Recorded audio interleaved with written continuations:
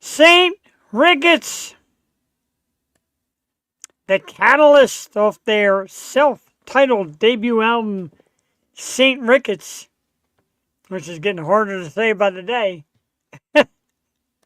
Good evening, ladies and gentlemen. Wednesday night and 100% live. This is the You Show. I am Jeff the Shark Peruni with you tonight. I promised this thing last night, this thing would be yanked out. Went today. Got a good cleaning up of our gums, our teeth. There was a fly in the room.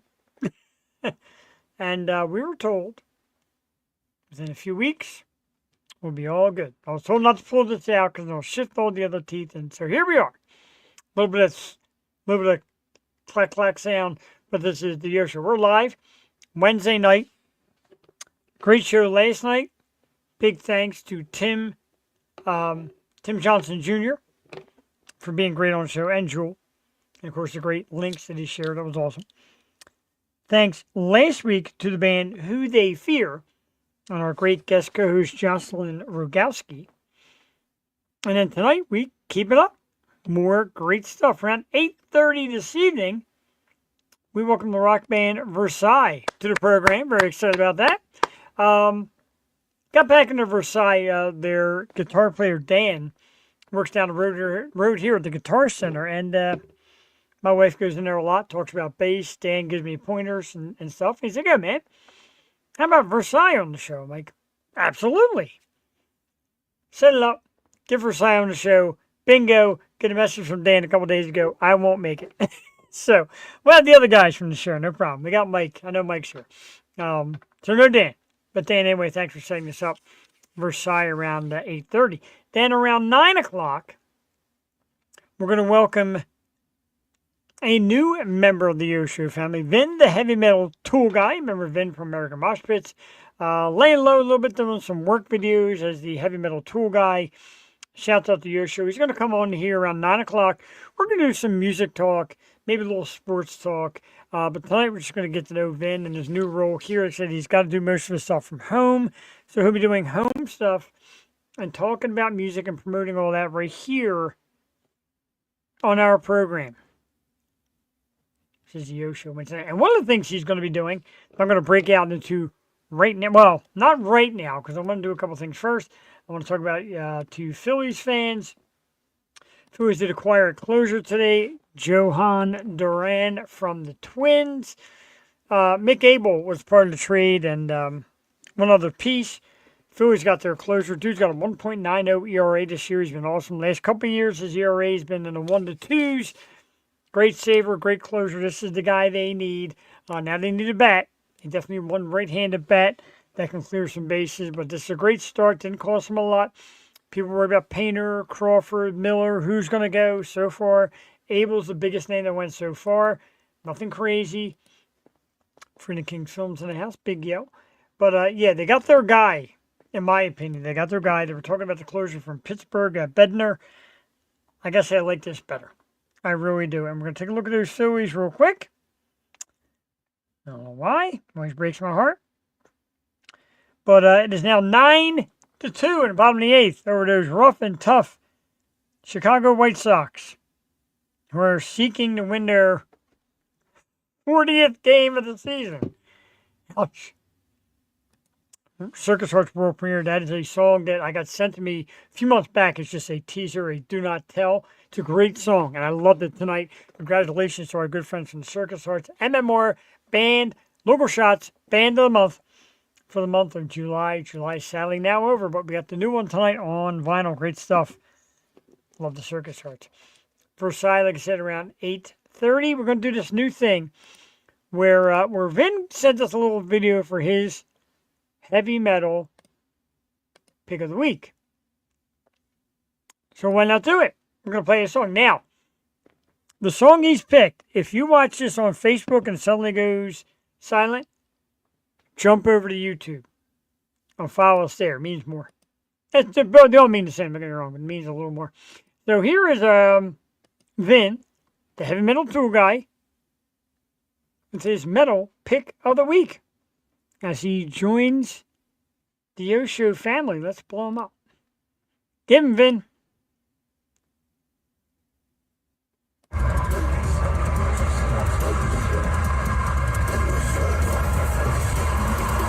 Tearing the fabric of life. This has been the Heavy Metal Tool Guy. My heavy metal pick of the week for the Yo Show. Knock Loose, Where Light Divides the Holler, from the album Tearing the Fabric of Life, which is a concept album with a full animated movie. See Knock Loose with me, General Mission Pit in the rear field, Hershey Park, September 20th, LFG.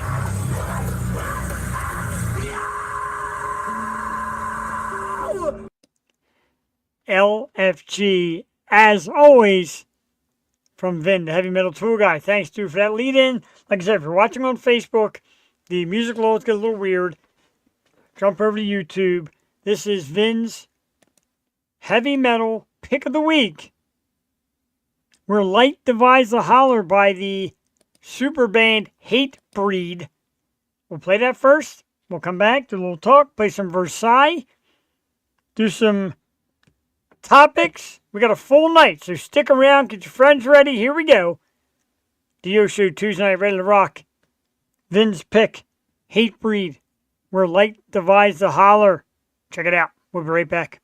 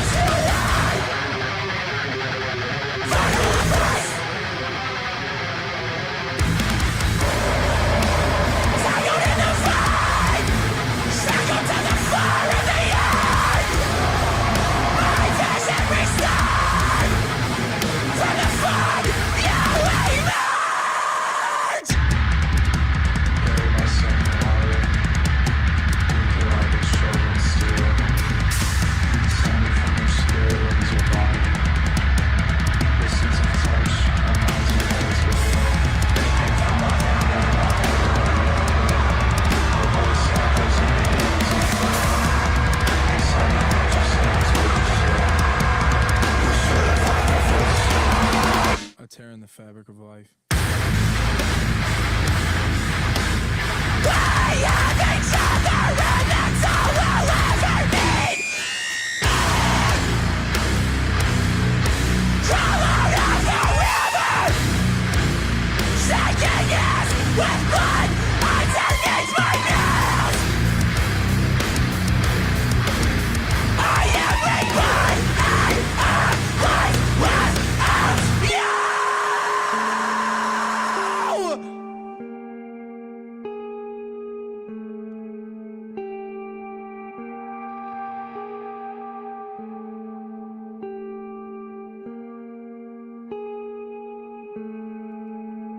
Oh, yeah.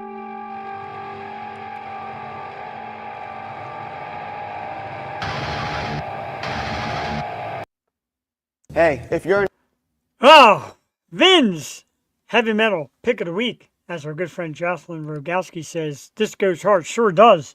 From the album Tearing the Fabric of Life, it's Where Light Divides the Holler. Hatebreed is a band. Fantastic stuff. Thank you, Vin, for that. Vin will join us around 9 o'clock, and we're going to do some talk and some chat and all that fun stuff. Versailles is a guest. I want to play a Versailles song. When I come back, we're going to play and chat about the Sydney Sweeney American Eagle commercials. Why the hell not? Because as you know, if you've been a fan of the show long enough, you know that Jeff has hidden in his archives a little 4-pick montage of Sydney Sweeney. Because I kind of love her. And we're going to do the commercial, and I'm going to read the world out about it and get mad as hell like I did that time with Ben Simmons. Amen, bro. Amen. We're going to do all that when we return. First, we're going to play one from Versailles, from their new album, Fear of the Inevitable Loss. Love the name. This one is A Lover's Requiem, because I love this one. It's a great song. Kicks ass. Got a little bit of everything. Great variety. Versailles, tonight's guest. A Lover's Requiem from the new album, Fear of the Inevitable Loss. About 2 minutes and 45 seconds long. Check it out. We'll be back in a few minutes. This is the Yo Show live Wednesday night.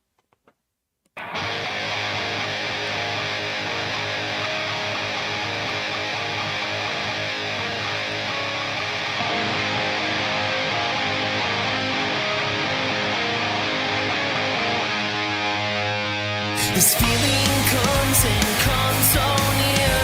The very worst of my rational fears.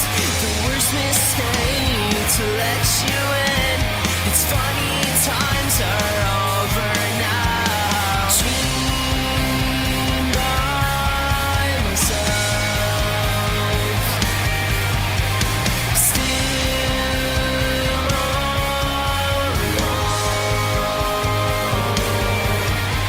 Today is the day I say goodbye. Our lovers requiem reconcile. It's never too late for me to start again.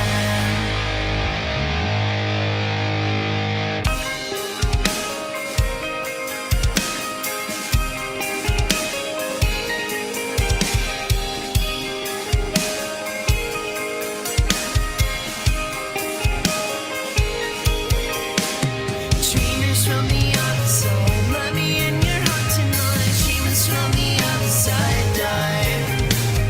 Dreamers from the other side, let me in your heart tonight. Dreamers from the other side, die. Dream by myself. Still alone.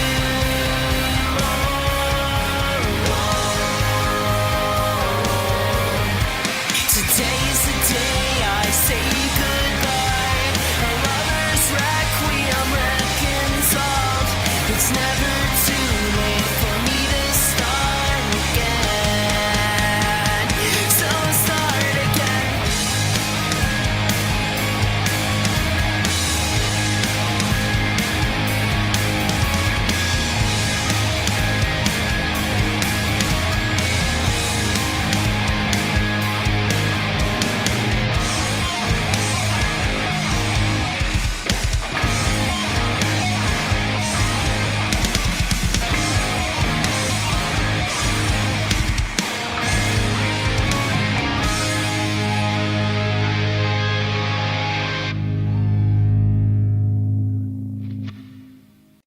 All right, tonight's very special guest, Versailles, coming up around 8:30. Lover's Requiem, terrific song off that album, Fear of the Inevitable Loss. Deep stuff. We'll talk to the guys around 8:30. Chat all about it because I'm a fan, and it's been a while since I've seen them dudes. Love those dudes. So I'm gonna do it real quick. It's Sydney Sweeney time. We're of course going to talk about the American Eagle Sydney Sweeney controversy. Why not? We got 15 minutes for Versailles. I'm going to play a couple of the commercials. One comes from like another site. But help me here. Here's the first one. Plain and simple. I'm not here to tell you to buy American Eagle jeans. And I definitely won't say that they're the most comfortable jeans I've ever worn. Or that they make your butt look amazing. Why would I need to do that? But if you said that you want to buy the jeans, I'm not going to stop you. But just so we're clear, this is not me telling you to buy American Eagle jeans. Sydney Sweeney has her jeans. You see what I did there, right? Okay, that's one of the first ones. There's another that it's actually going to be a couple lined up. I had to get over from another site because this thing is so darn hard to find. But here is a few more of the quote-unquote controversial, this came from page 6, quote-unquote controversial Sydney Sweeney jeans ads. Help me here. Jeans are passed down from parents to offspring. often determining traits like hair color, personality, and even eye color. My jeans are blue. Sydney Sweeney has very keens.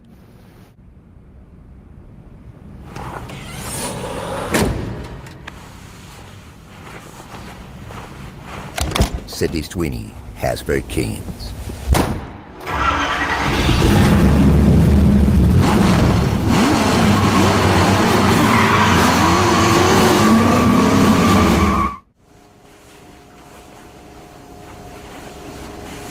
Sydney Sweeney has very keens.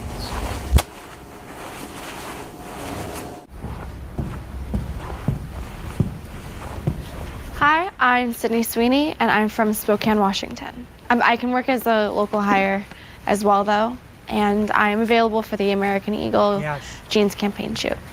Profile and hands, please.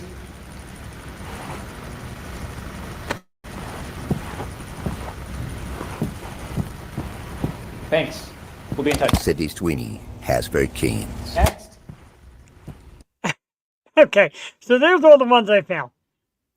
And as we know, I am a big fan of Sydney Sweeney. Of course, she's a beautiful girl. There's a lot of people coming out that says that this is oversexed. They're taking advantage of her. The good jeans is a crack on races, nationalities, personalities, people. The stereotypical blonde hair, blue eyes, wearing American jeans. I'm going to say something, and I've actually heard it being compared to today, because I started coming out with it today. Anybody in the 80s, of course, remembers Brooke Shields. And Brooke Shields would do Sergio Valente. Was Sergio Valente or Calvin Klein? I forget one of those. Anyway, Calvin Klein maybe. But the video is her and there's my wife in the house, a big yo. Good to see it. People saying it's controversial because it's like the sex sales thing again, but it does, more or less. There's not that much wrong with it, in my opinion. And everybody's entitled to their opinion, and Lord knows that people do love to pick anything apart. Lord knows today everybody's got an opinion, whether it's good, bad, or indifferent. And yeah, I like the Mustang one too. That Shelby Cobra, that's rare, and that car's boss. I don't see, I mean, the one where she's checking the car out, wiping her butt on her jeans, okay. The rest of it is just another commercial. Sydney Sweeney is probably the most popular face right now in TV and movies or whatever. Why not use her in your ad? The denim jacket opened, hanging over the boob. Okay, I get that. A little much. This is how commercials went in the 80s at Brooke Shields. Remember in the 70s, the Farrah Fawcett poster. Pretty much every guy owned the Farrah Fawcett poster. And, you know, Charlie's Angels. Also heard it was to target men and increase stocks for the company rather than give women customers. Maybe, but I mean, like she said, it makes your butt look good. It's kind of a check us out, fellas kind of thing. I think it's got some women appeal. It does have men appeal. It did raise stocks and just raised eyebrows. But never heard of her, but man. Never heard of her, man. And you do watch the show every week, right? So, Jocelyn, I ask other women out there, would it make you not buy American Eagle jeans? Are you now turned off to the thought of buying American Eagle jeans after this commercial? And Brooke Shields was gorgeous back in the day. She still is. She still looks great. But it's like, if any studly guy were to advertise this Guns N' Roses t-shirt, would I not buy this t-shirt? Of course I would buy. I love this t-shirt. I love Guns N' Roses. And if some super strong guys were not going to go, oh, there's muscle-bound dudes, not fair. I never have originally, but it does make me not want to buy them a bit more. Well, really? Man, wish you were here tonight, because I had to argue with that. But hey, and that's okay. You can have that opinion. But to jump out and say to get rid of her and get rid of the ads and take, this is their business goal. And I read that they asked her how she wanted the commercial to go. They asked her the directions. She said, let's go a little more classic, a little throwback.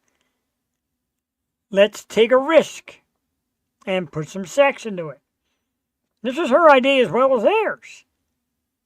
And they did it. And it's a 30-second post. She's very pretty. And she's a good actress, and she's very popular right now and all that. I don't think her goal, I don't think she made these commercials saying, hey, let me offend people or let me upset people. She's doing an ad. Look at Naomi Campbell, Tyra Banks, and I can't remember, Ava Longoria and all them that do all the makeup ads and skincare ads. Like, oh, my skin's never going to look like that. I'm so offended. They're showing you all right, so here's a pretty woman with this on her face. This is what it does for you. The jeans, she said, makes your butt look good, and she's showing you how jeans are worn. Okay, none of this makes any sense. These advertisement agencies go through great lengths to put out these ads and do clever, catchy things. Seeing her in those jeans, I would want to run to the store, and most men are already buying American Eagle. I own a pair of American Eagle jeans, I think. Oh, they're Aero Pastel. I love those jeans. And nobody had to wear them for me. Sydney Sweeney didn't have to wear Aero Pastel jeans for me to suddenly say, I'm going to go buy them. It's an ad. Remember what they say, though. Bad press sometimes is good as any press. So if you're feeding bad press into it, you're kind of flaming a little bit. Yep, you're sending out the flames. I don't want to tell you that. I have to tell you that. All right, we got 6. Give me your comments in the comment section at Outside Jocelyn, because I got her angle, and I still love her. But tell me what you think. Is the ad too much? Really? Does it? Maybe we'll do a Let's Argue on my page tomorrow. Does it keep you from buying the jeans? Are you offended by the ad? Is there really anything wrong with it? Jason Aldean's one song, The Hate I Got, and the Me. Right. I mean, there was nothing wrong with that. We don't do that stuff here. And I always tell people who want to come on the show, we don't do politics. We don't do drama, controversial topics. Leave that to these tabloid-type podcasts. I'm going to try and get views for saying controversial stuff. No, I'm just a Sydney Sweeney thing. So, yes, I did. I did just buy my wife 2 pairs of American Eagle shorts the other day. Oh, because of Sydney Sweeney. No, walking her store, my wife said, these make me look good. I want them. I bought them. Weird concept. Crazy. Couple of minutes, we're going to bring Versailles out here, and they're going to change the whole mood of the show. They're going to talk about great music and their latest album. It's A Fear of the Inevitable Loss. It's a deep name. I like it. I like the title. I love the song we played a few minutes ago.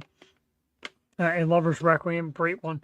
And like I said, it's been a while since I had talked to these guys. And, so many people go through the Philly and Jersey music scene. And once again, shout out to Eleanor Brokich, does a great job. And you see them and you get to love them. And then you just start getting overwhelmed with so many. And then people start giving you other bands from outside the state. Next thing you know, you've got 100 bands. And some slip through the cracks. I will admit that. I will definitely admit that. So I go to the local guitar center up by me. My wife is playing bass, and we see Dan. And, hey, once again, he had to say, remember me. And we started going through it and talking, and the band, and said, hey, man, we'd love to come on the show. Yeah, why not? Absolutely. It's great to hear from him, great to hear the name. And, of course, tonight he said he can't make it. That's okay. We still love Dan. We still love these guys. About another minute, we'll send them out. After my wife makes her comment of, I love American Eagle jeans, my favorite. Those and Abercrombie, my butt looks good in them, and I don't care about a commercial. I never actually saw it. So, ladies and gentlemen, my wife announced it on the air show that her butt looks good in American Eagle and Abercrombie shorts. Shout out. Shout out. We do a lot of good things on here. We do music, we do sports, we do topics, we do Sydney Sweeney, we do my wife's. Stop. Jules here, I get slapped. So, let's get the guys out here because enough of me. And this is the problem with there's a fly in this house. It's driving me crazy. This is the problem when I have no co-host. All you get is me for like the first half hour, and that's awful. So, the guys, if you're ready to back, give me thumbs up. We got 6 thumbs up from 3 men. That means they're ready. Our guest tonight is a terrific rock band. Like I said, the brand new album is out. We played a song from it earlier. Fear of the Inevitable Loss. And it's a deep title and a deep name and a deep band. These guys are really good and one of those thought-provocative bands that likes to get out a little more of a message than here's music. Let's give it up for the dudes from Versailles in the house. How you doing, guys? Great to see you guys. Thank you so much for coming on tonight. Dan looks terrific tonight, I got to say. Thanks for having us, Jeff. Thank you. Yeah, absolutely. Thanks for coming on, guys. And it has been a while. And thank you. It's not good without just me. So a few weeks back, when we first arranged to get you guys on the show, I mentioned Ellen. I said, "Hey, guess who's coming on the show?" And she's like, "Haven't heard from them guys in a while. What's new with them?" And I said, "Well, apparently a brand new album and a lot of shows around the area, kind of self-promoting and joining in with other bands, which is super cool." But let's talk, man. What's new? But let's talk about making an album because it's a lot of people go single, and maybe an EP. You guys went for the jugular, right to the album, Fear of the Inevitable Loss. Let's get a little something about it, man, because I love it. I think it's great. A lot of great hits on there. Yeah. So for this particular album, our first record, we went into the studio. We worked with a producer engineer named Scott Stitzer, and for this one in particular, this second album, we decided to make it in the comfort of our own home within this basement. So we just spent a lot of time just hanging out together, throwing on a couple different parts, like everyone playing different instruments, and just making an album in a basement. It just on the power of pure friendship and good vibes, we made a record, and that's how it turned out. That's good stuff. And go back to the power, good friendships, because I always talk about this show, how you hear bands like Kiss and Aerosmith, and they're like, we're not friends. The band's our business. We don't get along. We don't hang out. And I'm like, how's that possible? So to hear that phrase, Right. And it's made through friendship, that rocks my world, man. I freaking love that. That's perfect. Either the other guys, let's take a shot, man. Talk to us about the album. Yeah, this was a special one. It was definitely like a brotherhood because a lot of we'd be coming over here every Friday night, Saturday night, recording, having some drinks, eating pizza. It was chill. It was fun. You still get frustrated if you keep effing up a take, but it was really fun to make, and it took us a while, like 2 years or something, but wow. Yeah. Definitely was I guess you could say a learning experience, but also just like a special span of time. So yeah, it was awesome. Pretty cool. Yeah, so I joined the band after they were done making the album, so I was like, oh, okay. But no, listening back to it, it's a great record. I really love it. He's going to take on a very prominent role in our following project. So once that is available and out, it's going to be a while from now, but I like that. And like I said, I do like the album. I like the cover. It's deep. And like I said, you're younger guys, friends, hanging out in the basement, eating pizza, having a drink. And everybody's like, okay, what are we going to get? You get a deep, thoughtful album cover, album, etc. What kind of thought process goes in that? Is that all you guys coming up with ideas, or is it stuff from your past? How do you get ideas for such a thought-provoking album? Gotcha. So this particular record is the second part in a 3-album trilogy. Yes. There's an entire story arc going, and in this particular album, it's about one of our main characters, Victory, which there's a few songs about. That's the character, and part of her identity is struggling with a few different mental health disorders, including mainly bipolar depression. So what went into the making of the album cover was finding a piece that represented that well, and perfectly we landed on one that was both black and white, kind of like the two kind of like the black representing the highs and lows, the high upswings and the down depression, the downswing of bipolar disorder. So that kind of represents her character in a way. I get it. I kind of caught the almost like a winter effect, where it's Yeah. like you're like alone in the snow, and then for you to say bipolar depression, you kind of feel that. Like people say they feel alone, nobody there, and then you see this snow, it's dark, and you're kind of stuck. So great outlook. How about the rest of you guys, man? What do you think? Because to me, I think it's cool, and when you hear that message, makes it even cooler. I mean, yeah, I think it's pretty cool too. I mean, the concept stuff, he's really the mastermind behind. But my role is more like when he has like an idea, I'll help like with like arrangements or like adding like stuff to it or taking away stuff. There's a song on here called Victory 2, which I helped a lot in like writing the structure and like I wanted to do a song that was like super chaotic and like messy because like Messy. the album there was an album called Life's But a Dream by Ben Schoenfeld, which is like tied for my favorite album ever, and he loves it too. And we talked about making stuff like that, and then I guess for him it just kind of fit the concept of it. So that was my thing. I just was more about helping. Like I had an idea about like the chaos and the crazy changes, kind of like I guess life itself, and I guess he knows more about that, and we put it together. I mean, I don't know. I feel like with like I can only speak for the next upcoming album, but I feel like a lot of really nice like melodies and songs come from like personal experience. Whenever you think back to those times where like you've really been at your like all-time low. So I feel like just all of us throwing in elements of like that emotion, that somberness, or even like that uppityness, that like feeling good type feeling. Like I feel like it all kind of meshes and flows into like the lyrics and the songwriting for sure. That's pretty good because I was going to mention how the album as a whole is a kind of a good train ride of ups and downs. You get some that really rock out. You get some that are very ballad-like and a little slower and a different thought process. And I hate to use the word because everybody's like, that's an old man word, but kind of a classic, a throwback to the days of old, where 80s and 90s power ballads mixed in with great rock anthems. Was that kind of the goal here to kind of bring a little bit of that back? Yeah, that's certainly part of it. I mean, like, it's very much part of our musical identity, and as far as like inspirations, we're into a lot of different stuff. We're into very like sprawling orchestral pieces as well as hard rocking songs, fun summer jams. Like just a lot of different stuff, and we try as best as we can to incorporate and honor sort of those influences and inspirations. I mean, we like a lot of different stuff. I mean, all four of us, everybody's got like their own like different alternative subculture that they like. Like I'm more into like I'm not like, I like all metal, but like traditional heavy metal, thrash metal, that's what I've always been into. He likes like literally every.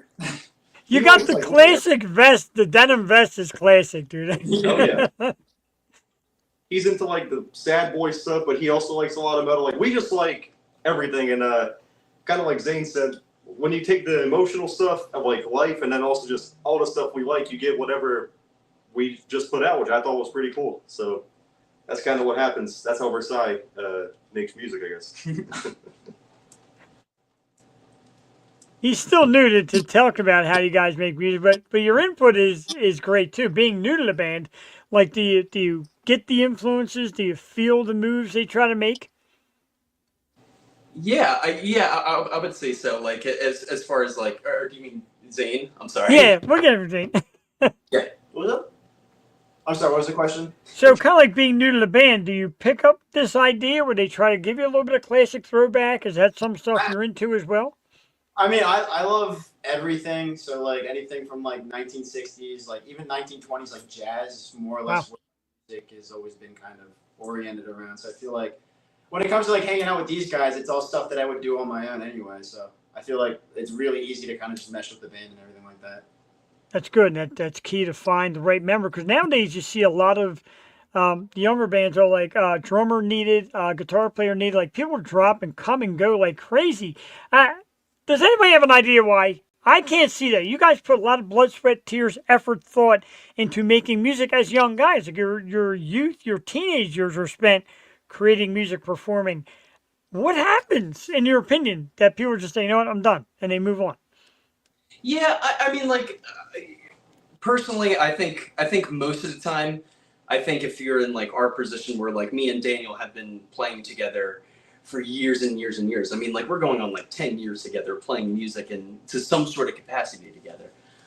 So you're gonna have guys that are gonna stick to their guns no matter what, are gonna stick together, and then other things like for some people it may be going to college, or maybe they just find like a different path in their life, and or maybe they get busy with work, or if something happens. I mean, like life is very crazy and unpredictable, and some people eventually just take a different path, and there's nothing wrong with that. You can't really stop it. I mean, like it just kind of go with the flow. And I can say for us is that like we've taken a ton of punches over the years, and so like but we've just kind of like stayed steadfast, and it was just like this is what we do.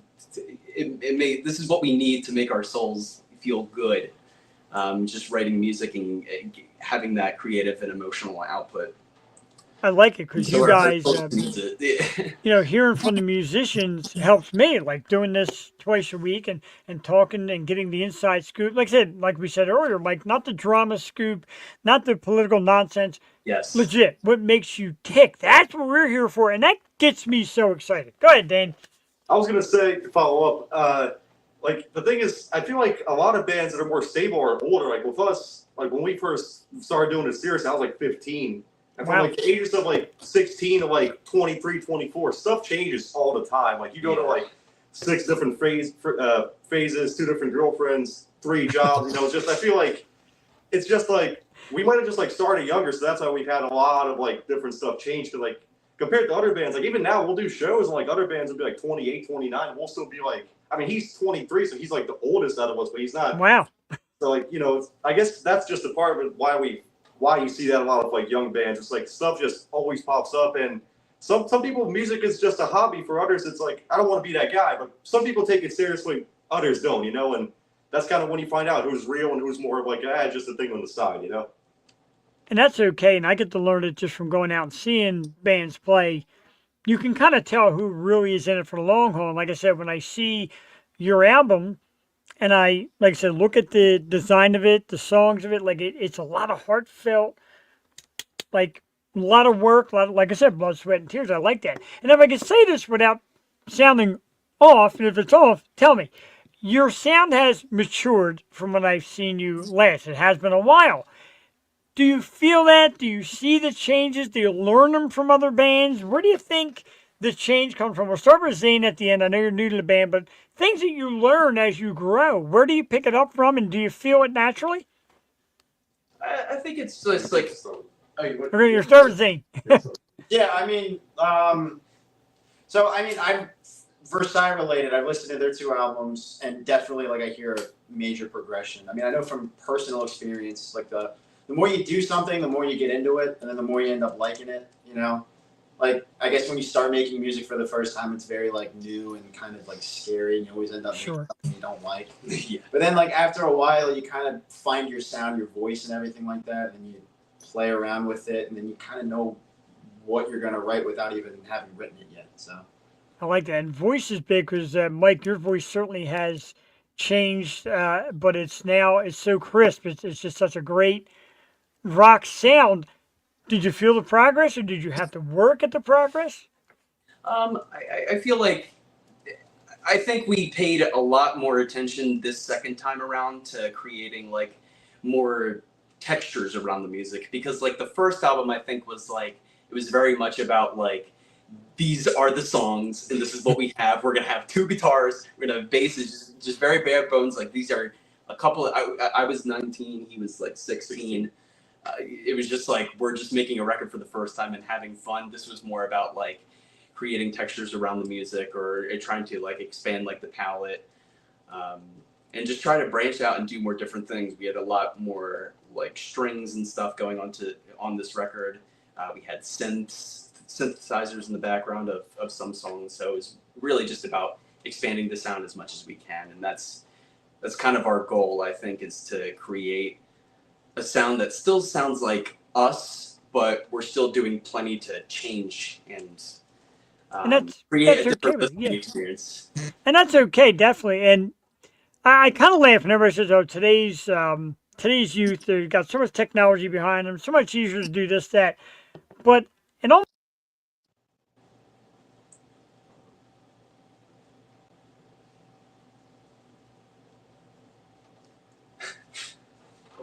It sounds like I lost you for a second.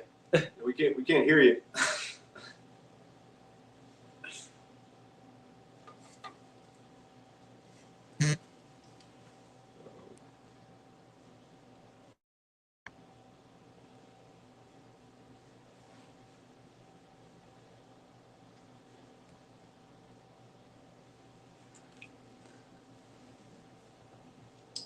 Yeah, I think we lost connection.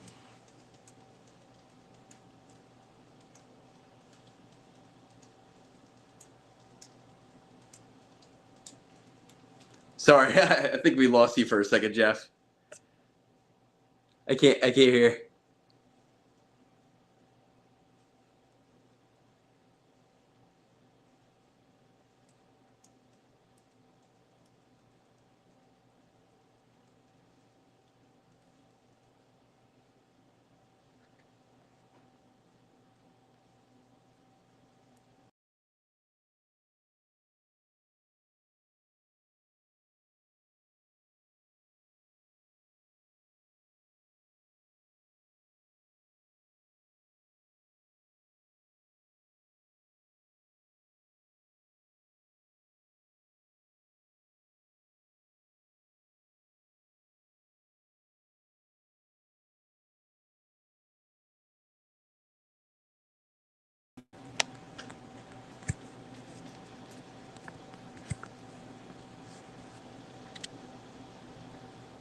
Can you believe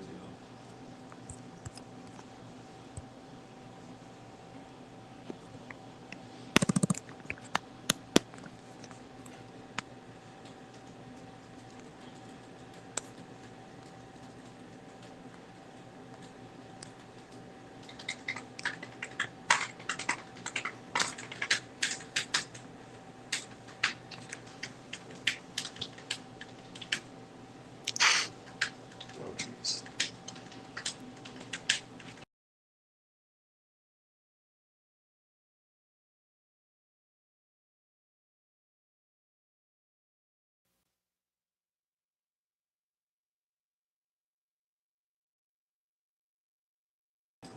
How is it starting to feel?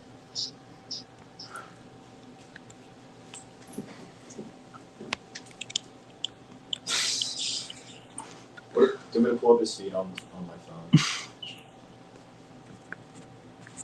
Oh my goodness.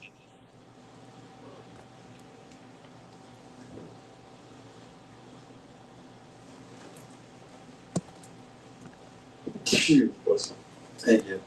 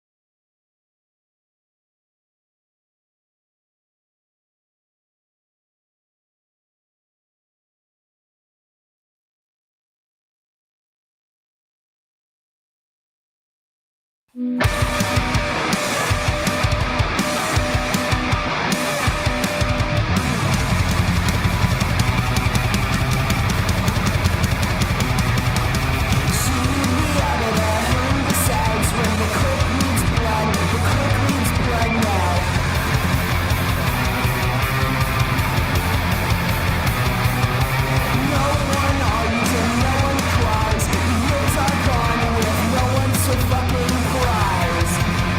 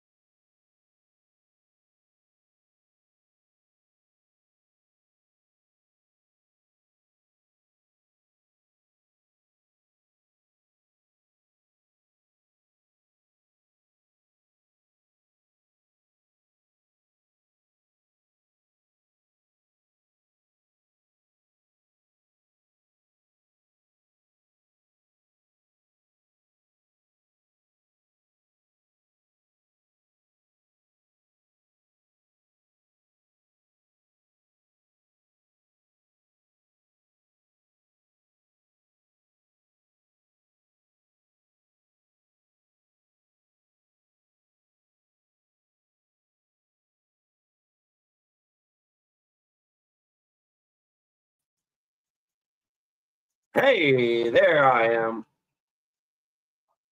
So I cannot hear Jeff, but I can absolutely do the show without Jeff being able to talk for right now. So let's do it.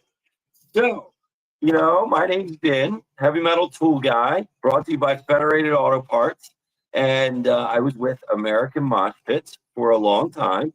And I had to leave for some personal reasons because there was a lot of travel involved with American Mosh Pits being the public relations guy. And I do take care of my parents, and traveling and taking care of your parents does not work out the best when you're far away and there's issues and you got to deal with it. So I had to step away from being out there on the road and be closer to home. And my good buddy Jeff had contacted me and said, we got something here that we could possibly do from your house, and you would be able to not only take care of your parents, but stay relative within our social media world here and keep everyone educated on music and sports and things of that nature. So I listened to Jeff, which I don't know if that's a good thing or a bad thing when you listen to Jeff, but I listened to Jeff and he had a great idea. He said, why don't you come on Wednesday night to the Yo Show, and we're going to have a slot for you, and you're going to talk about music, and you're going to talk about the sports, and we're going to help develop a Yo Show scene behind a couple topics, and we can do that in the Delmarva Peninsula, because people in the Delmarva Peninsula love the Yo Show. That's for real. You have bands like Callous.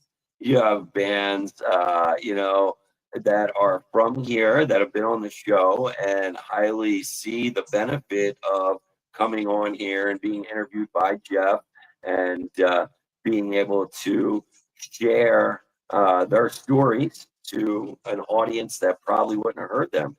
So they were very excited to hear that Jeff's going to work with us and do some things in our area and have me on the show. So that's kind of how everything came about. And I am American and proud, so I just want everybody to know that this evening. And that's how everything came about as to how we're sitting here today. So with Jeff's mic being down, it means I can just take over and talk about whatever the hell I want. So this is a good deal. All right, I love my first episode already. So the good news is we actually planned a little bit, and we have a plan, and I will go through that plan a little bit here and see what happens. So, the first thing that I'm about is heavy metal music. So I have been going to live shows since October of 1994. I went to Philadelphia to the Spectrum and saw the Nine Inch Nails and Marilyn Manson show, and I believe Jim Rose Circus was an opener. Yeah, you were there. We've talked about this a couple times. And all jokes aside, that evening, I've told the story how my sister's boyfriend and I jumped the wall from our seats to get down into the pit. And from that evening, I was like, man, this is some really cool stuff that's going on here at these concerts, and I gotta be part of this. And I started going to shows a minimum once a month starting then. And so I didn't have a driver's license then, so I was bumming up with some people for a little while. But when I living in Delaware, I've lived in Delaware my whole life. I'm a lifelong Delmarva Peninsula resident, and for us, Delaware is basically just a suburb of Philadelphia. Okay, that's basically it. There's a lot of Eagles fans, a lot of Flyers fans, a lot of Phillies fans, and a lot of people from Delaware will travel to Philadelphia for their entertainment. It's a relatively quick drive. I mean, I live down near the beach, and I can be up to downtown Philadelphia in an hour and a half, hour and 40 minutes. So that's a very good spot for us to go to the shows. And Philly, what a lot of people forget is that Philadelphia is the third largest music market in the United States of America. Okay. You have New York, you have LA, and then you have Philadelphia. Okay. And this goes back in time, right? So you had the doo-wop groups in the 60s that were starting up on the street corners of Philadelphia. And you actually had record producers from New York who would come down and go around the streets in the neighborhoods of Philadelphia and find these guys singing on the street corners and say, hey, you guys have some talent. You guys have some sound. And let me, take you in a studio and let's see what you can do with an actual microphone and stuff.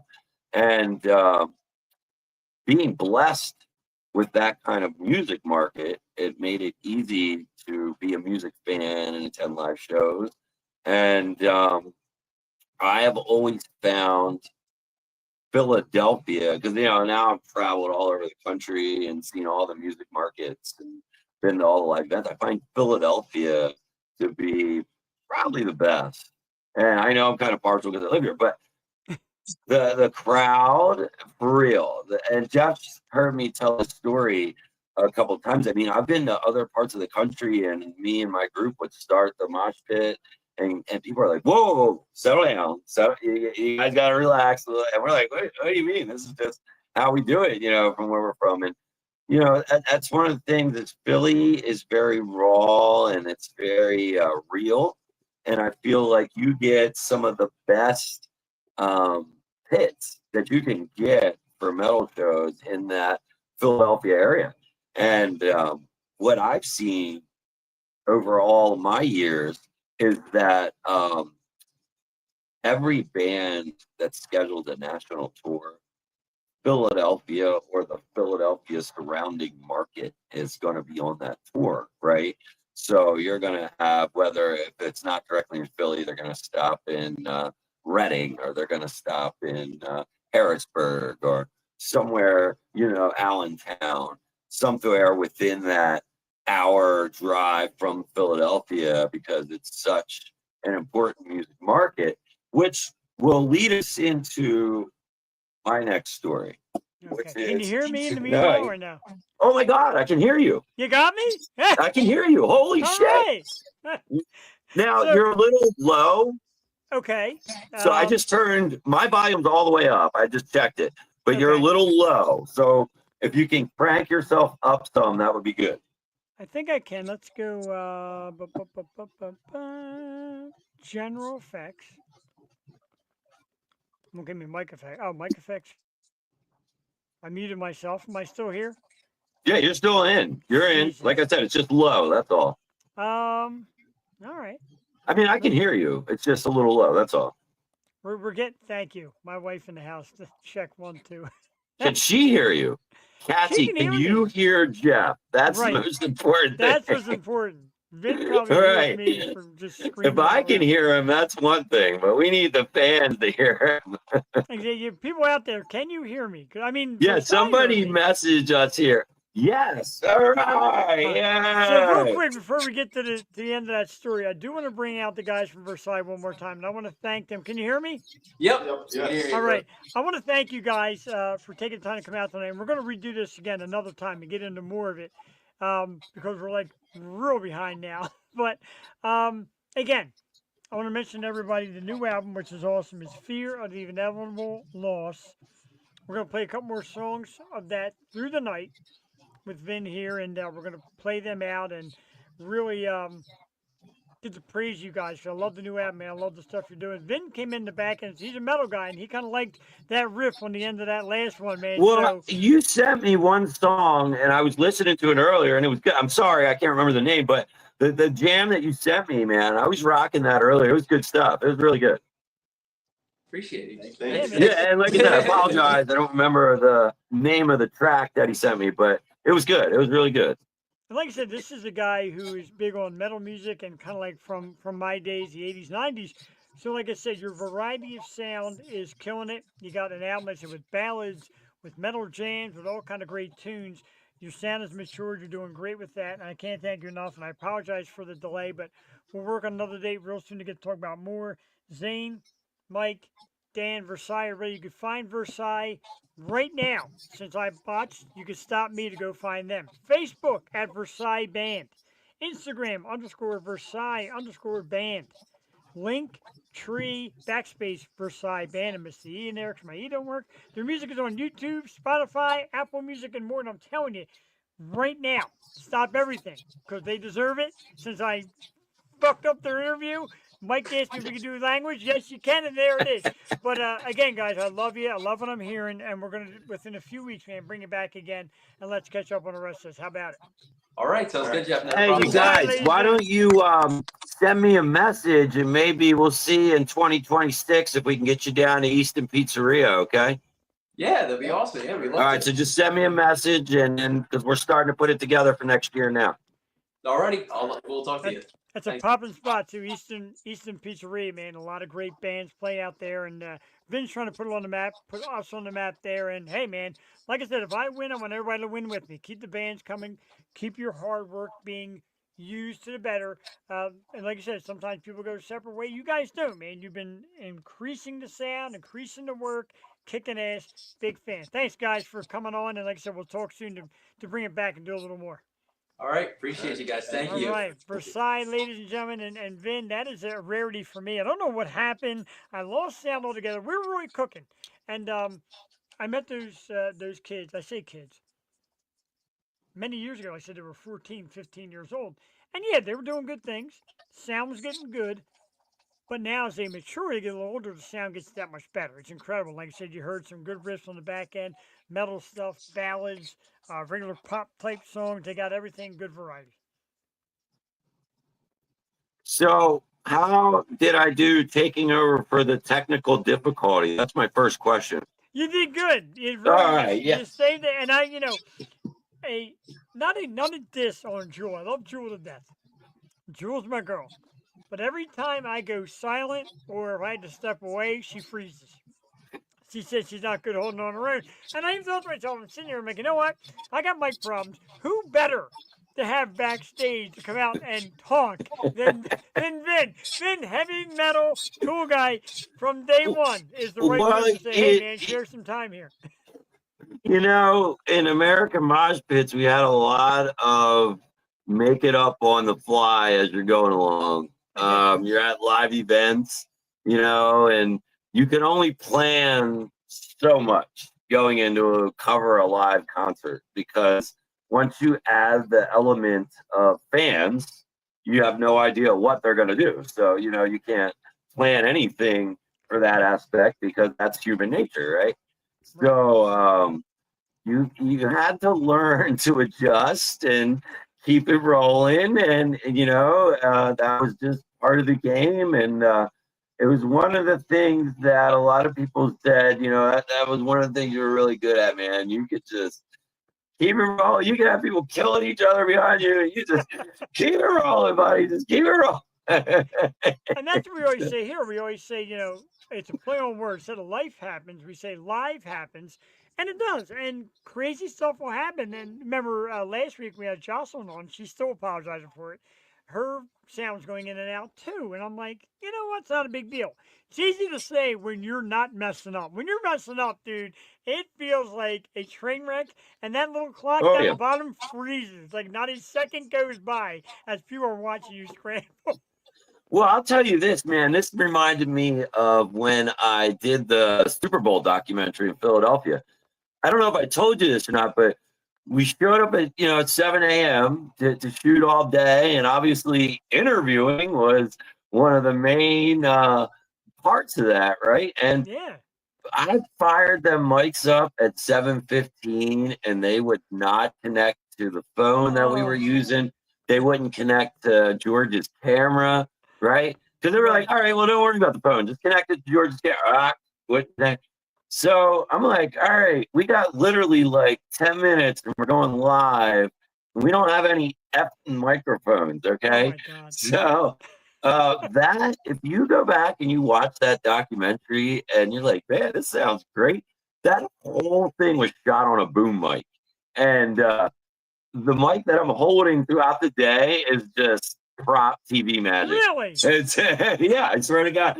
Dude, so we and we didn't, we just had the equipment we had in a Toyota Corolla. Okay, we didn't have a bus full of equipment, right? So you had to work with what you had, and we didn't have like a long pole for the boom mic, right? Oh, So God bless the Eagles fans. We're in the tailgate lot of Xfinity. Someone had a broom.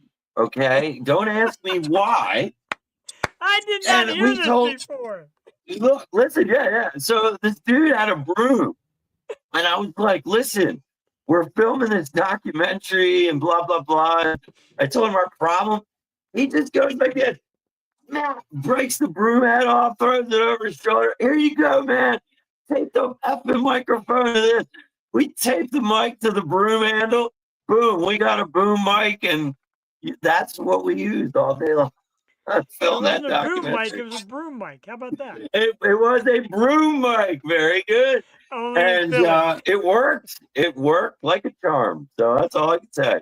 Man, I give you credit. Like I said, we got about a month or two ago, I had Cheyenne guest co-hosting, and my screen was black. Mm-hmm. And the show starts, and she's like, "Well, we don't have Jeff. I guess I'll start talking through it."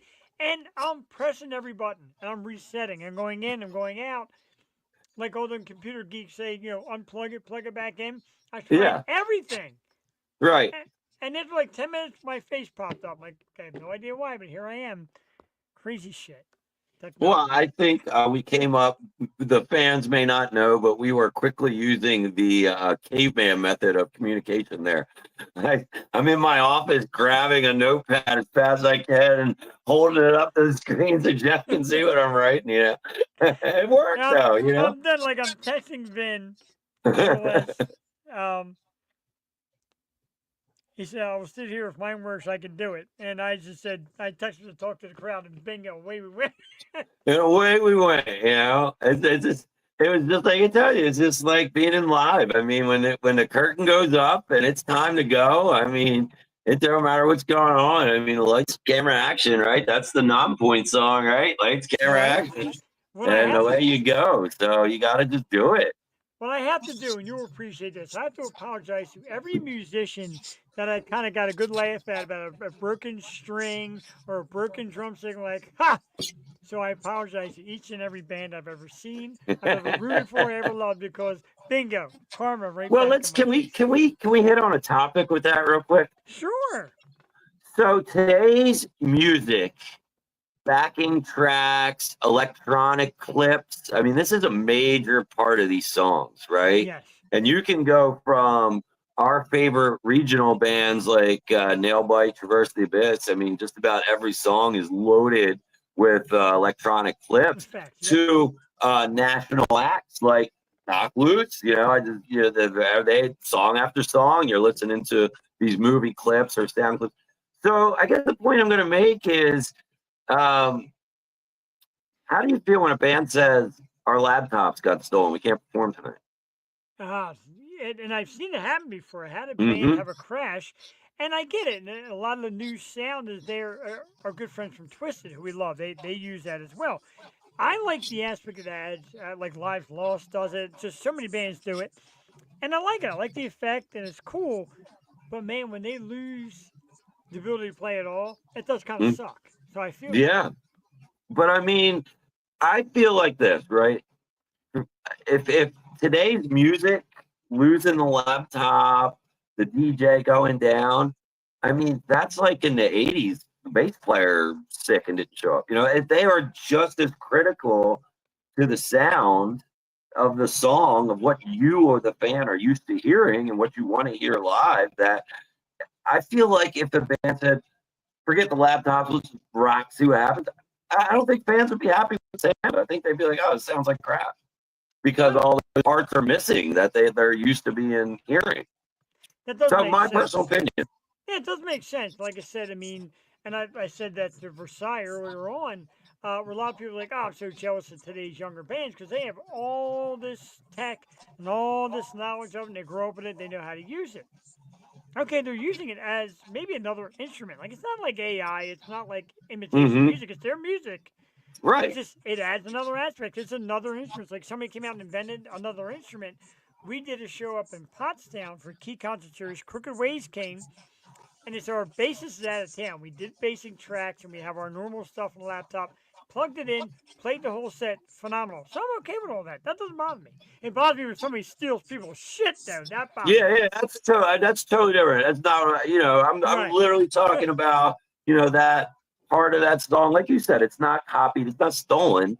They either Right. created it or they said, okay, we're going to use this clip from this movie to create this part of the impact of the song, And I feel like technology is part of our world, right? Yeah. No Whether doubt it's about it. these devices we're using right now, music, sports, the big thing now is that new cap that people are starting to wear over top of the helmets in the NFL, right? Yeah. Yep. And technology is part of our world.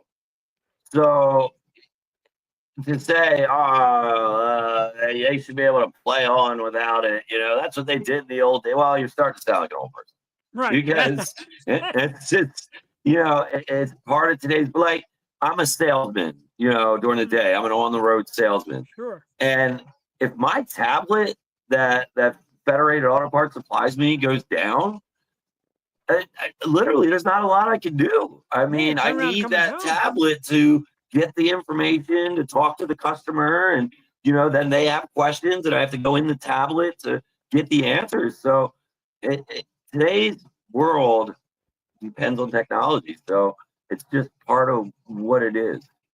Yeah, you get those people that say things like, "Oh, get off your phone." The whole world is on their phone. There's no get off, and even at work. Like the other day, a couple weeks back, I left my phone at home, turned around, came back. I'm running around the house. My wife's like, "You're late. You're worried about your phone?" I'm like, "Yeah, because my phone, I have to authorize myself to get into my own work computer, authorize myself to get into the Volvo portal site, authorize myself to get into my email. It's all my phone using a site called Auth Portal. Yeah. So I need it, or I can't work. I am shut down." Yeah, I agree. Like I just said, without that tablet on the road, man, and part of my sales territory is farmland, so I run into no service, at times, and I've learned, okay, if I'm going to go see this customer, I got to prepare myself while I'm here in this parking lot where I got service, before I get to Joe's farm, because once I get there, we're back in the 80s, baby. We're just talking, and I got papers to show you because there's no service, and it's challenging. I can tell you that. But like, you can relate to this, right? My generation is the last generation that grew up with life before and after cell phones and the internet, right? Yes. Everybody after me, they just were born, and cell phones and the internet were just part of your life. You just, it was there.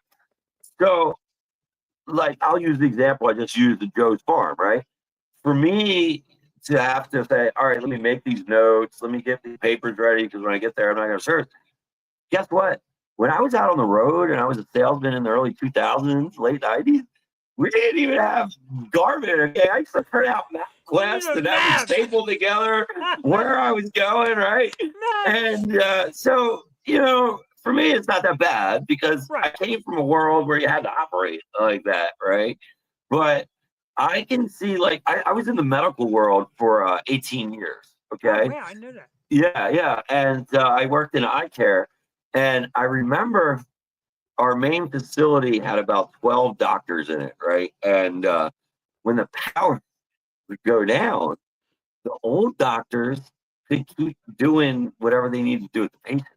The new guys, it's over. I'm done. Nothing I can do until his power comes back up. And That's like parts books. You get the old school parts guys there to go to the books, and the other guys are like, "Oh, I can't help you, dude." Like, exactly. It's crazy, right? And Jeff, here's the reality of it, right? That's going to disappear soon. Guys that know how to use books, and old guys like me that remember the old way. That's going to be a dying thing, and it's just all going to be this technology. So. We had that issue where somebody had hacked into the computer system we use to write up repair orders. So we had to handwrite them. And a couple of the young guys are like, "What do I do?" I'm like, "You handwrite the customer's name, the tag number, what it's here for, give it to a tech, write out the dollar amount." And he's like, "Write it out, huh?" I'm like, "Dude, Yeah. this is the '70s, '80s, '90s. This is what we did." And This is how we did it, realize son. how hard we worked back then, though. You realize how much more work was taken into that. Nowadays, you're just typing. I'll tell you one of the things I learned was from being on the road, because I traveled all 48 states back in the late 90s and early 2000s. And the difference between now and then is like, you would go out then and you were on your own. Good, things happen. You had to figure it out, right? And Right. now it's a lot easier to get help if you're in a situation, and it's a lot easier to get information to help you get over whatever your roadblock is. But man, you had to grow some kahunas back then, and you had to get over it, because they just had to do things, hope it worked out, right? So. I'm with that. I'm still trying to get the volume. Whoops, microphone. It's unbelievable. Dude, a great first episode though, because you're just All right. absolutely saving the day here, because I was like doomed. I was absolutely doomed. Let's guess we'll keep going. I'll just have to talk loud. My next question was, we talked about, since we're going to do this once a week, and we both love the Eagles, and we both like the Flyers, but we're going to learn more about them this year. We both said, right? And so I would like to bring a fact of the week for the Eagles and a fact of the week for the Flyers to every episode. So if you like, let's go ahead and launch into that. Which one you want first, the Eagles or the Flyers? Let's go with the Flyers, because we know the Eagles have all that praise and all that glory. Unfortunately, I don't have music yet for Vin's. Actually, I think let's see if I can find a song. Hang on a second. Let's do that. Okay. Hey. Vin's fact of the week. Let's give you. They got these weird little music things. How about that? That one's nice. How about that? I love it. That one sucks. What else we got? Give me something like that pops. How about this? You know what we got to do? We got to contact all of our bands and tell them we need a little theme song for Vin's Fact of the Week. I like it. We got this little StreamYard, right? All you bands out there, we're going to need like a 10-second Vin's Fact of the Week clip. All right, so get it in there, and we're going to pick one to play. If you never want to hear that StreamYard rock thing again, send in a little clip of music. Oh, yeah, that'll be great. All right, Jeff, so you're going with the Flyers here. Let's start out with the Flyers. All right, so hockey season, obviously we don't have a whole lot going on right now, so I had to dig deep for the fact of the week for the Flyers. There's a good one, though. 71 days until the drop of the puck. So how about that? Fact of the week at 7 p.m. on Thursday, October 9th, the Flyers will kick off the season, and I'm pretty sure it's the Carolina Hurricanes is how they start. Oh, that's a goodie, too.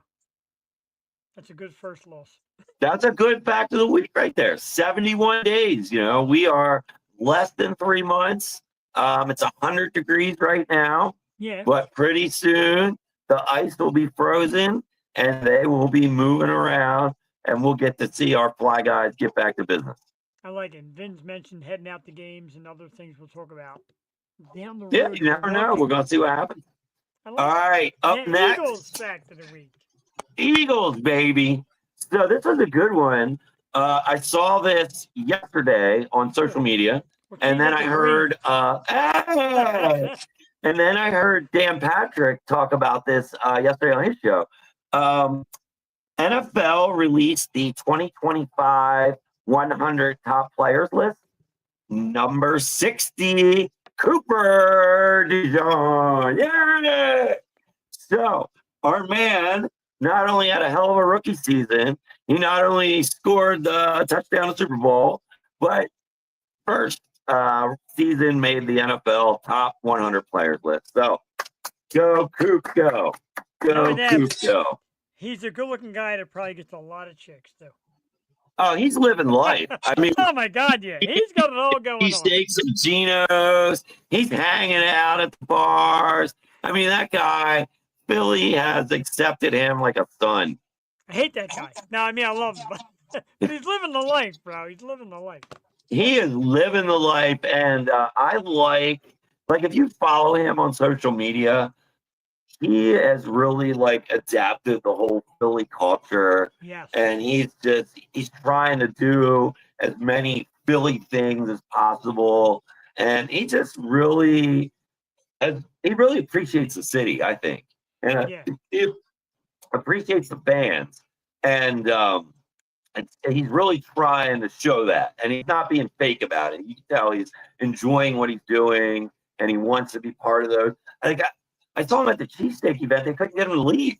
He just kept signing autographs, taking pictures, making more. They were like, "We got to go." He's like, "No," he's just rolling on, and I mean that's great because the people, Jeff, people probably waited hours Yeah. to see him there that day, and Yeah. for an athlete to say, "You know what? 2:00. All right, I'm out of here, guys. I'll see you later." That's typically what you get. And he did not. He said, "No way, man. We're going to stay here till all these people get what they came for." So very kudos to him, man, for hanging out and doing that. Absolutely. It was kind of like the thing when Bryce Harper first came here. He embraced the city so much that people grew to love him. Like, oh man, Bryce is like, he's one of Yeah. us. So especially Mhm. guys like Cooper, like Jalen Hurts has even said, like, I got to adapt a little more to being Philly. And a bit of a swagger showed in Yeah. him this year. Like a lot of people are like, oh, he's not a good quarterback. Oh no, well the guy's a fucking winner and he could play in my town anytime. You know what I mean? Had that swagger, had that Philly instinct, and that helps you a long way. I'm going to comment on that real quick. I think with Jalen, sometimes his personality that gets called swagger. I mean, if you look, he's kind of really like a really good dude. I mean, Yeah, he doesn't sure. get messed up in, partying the BS. And Right. I think some people get a little jealous of some of these players that stay out of all that mess. And that's where you get, swagger, or you get this, that, because I don't know. I mean, I feel like you're starting to see a change a little bit of people being a little better role models. We've had some bad ones, not just Philly, but overall, we've had some bad ones here for a while. So it's good to see a bit of a change and people that are good ones standing up. And I feel it's going to help. I feel it's going to help not just in sports, but it's going to help overall with other things. I like that, and I could see that as well, definitely. And there's nothing wrong with being a good role model. Like some people think, oh, it's lame, and gotta be a bad boy and have that killer instinct. You can have that killer instinct without being a bad boy, as we saw in the Super Bowl. Mm-hmm. Absolutely. That's a mic drop right there, baby. Just like that. Right? And it's funny to say it because media over a good time frame here, we've glamorized bad boy behavior, right? We've glamorized thug behavior, and look at what's become of our society, right? I mean, didn't turn out too well, guys, when you glamorize all that. So I have my sons are young adults. They're in their 20s. They're living their lives, and I try my best to keep them, give them the education to be good dudes. And I feel like we're seeing a change coming. I know it's difficult to see right now, but I feel like we're seeing a change coming, and we're going to see more good guys with the youth. I like that. Last night we had a guy on. Tim Johnson Jr. was our guest. He's a Philly guy.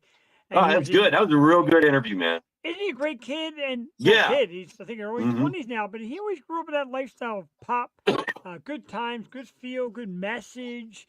And when I go to a lot of these shows, the ones the Future Star shows that Eleanor holds down here in PA area, you see a lot of good kids that want to be heard, that want to have. And like I said, your music doesn't have to be squeaky clean with the lyrics. You can mix it up. But their image-wise, like, they want to be happy, they want to enjoy, they want to meet people, jump off that stage, and embrace. And I like that. That is the change that... And why can't music be the change, bro? Because you and I know the power of music. Absolutely. Absolutely. And, we have good friends, Nailbite, you and I. Yes. And there's another group of good kids, and Great kids always have they, the time. yeah, and I feel like that's a good age group that you can have a band that's blowing up, and hopefully they can project some of that and feel like it'll be a good direction for America in general if I we like could it.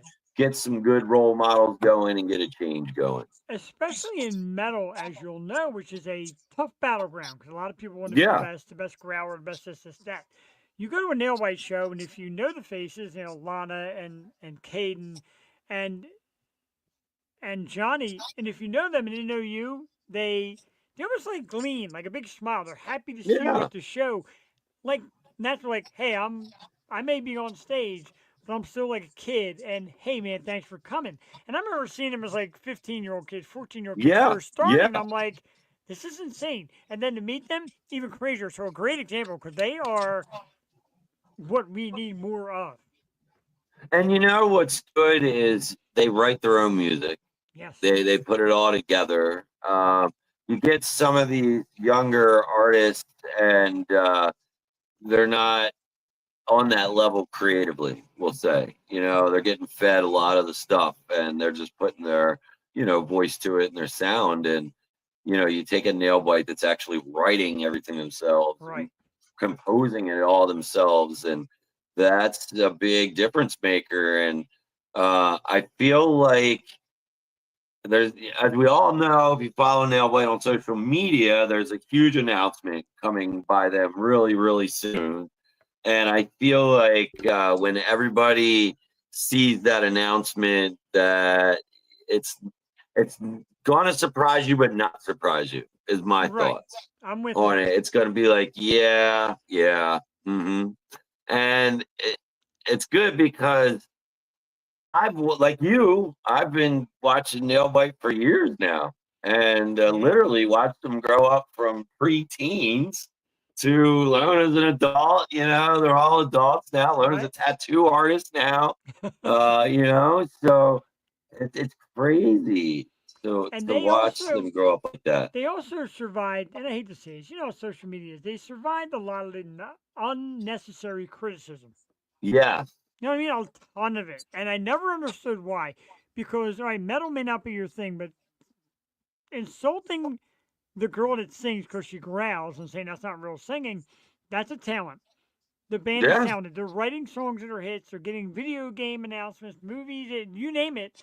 They're getting all these new things. The big announcement, like I said, may not even shock us because we're expecting. And I want to comment on that. In today's, like when we talked about technology and things changing, having a song in a video game, yes, that's as big as having a song on a movie soundtrack. Okay, Amen. back in the You're- 90s, it's right? If your not band bigger. got on a movie It's not soundtrack bigger. in the Yeah. 90s, it was a huge deal, right?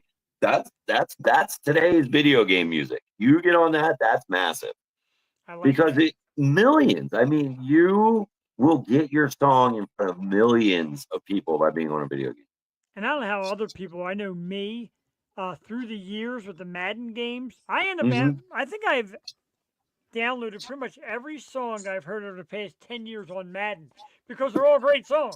And you can buy the soundtrack. Like you can Yeah. download the album. They'll have the soundtrack for Madden 24 and all that.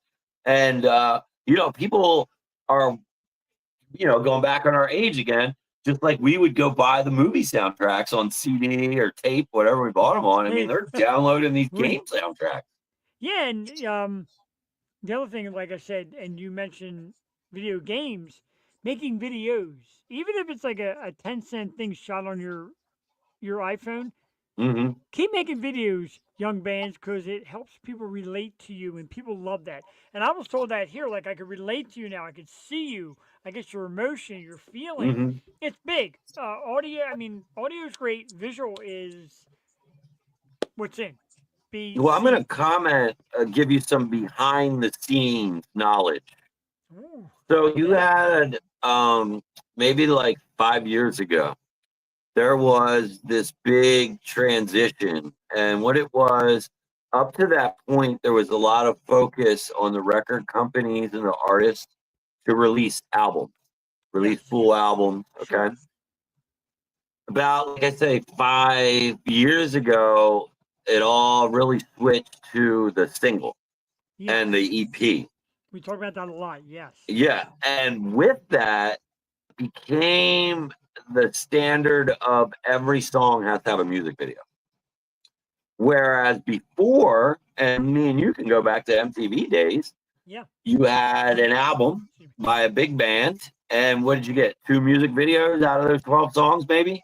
Unless you're Michael Jackson, he used to do like Yeah, eight, unless you're eight Michael per, right, Jackson. 8 per album. But unless you're him, you're right. 1 or 2. But I got mean, videos. typically, I would be willing to say the average is probably about 2 music videos per album, right? For the most And part, yeah. now, like, I manage Callus, right? And Yes. you know, that's one of the things that I am on them about is, look, when we release a song, it's together. There's a song and a music video. We don't release the song until the music video is ready. And they got to go hand in hand, and they have to go out at the same time.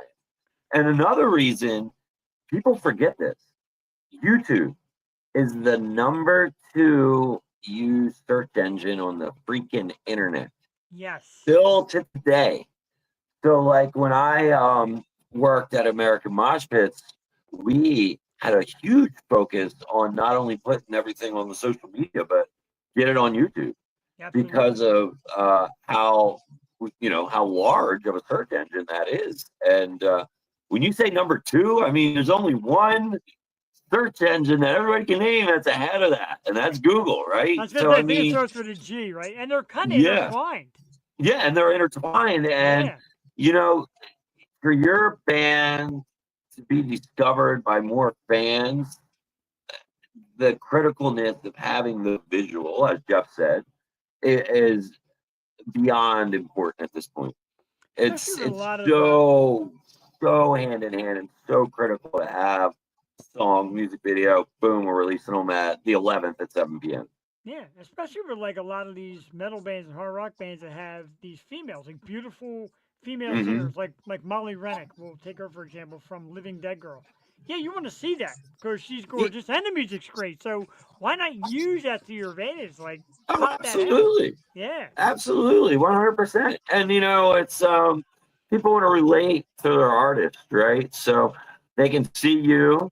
Now they're gonna see what type of clothes you're wearing, and okay, cool. I want to buy some of those. You know, exactly. You know, oh, I like them sneaks he's wearing, or whatever, right? And that's just ways fans connect and relate to their artist. And then the music video, you know, that it's going to get people through something. They're having a rough time. Boom, they can sit down. They can watch that video. They can escape the world for 5 minutes, and that's important with these songs. Is giving people an opportunity to escape away. Absolutely. And a band that I can shout out to for this is Sixth Century. I don't know if you're familiar with Sixth Century.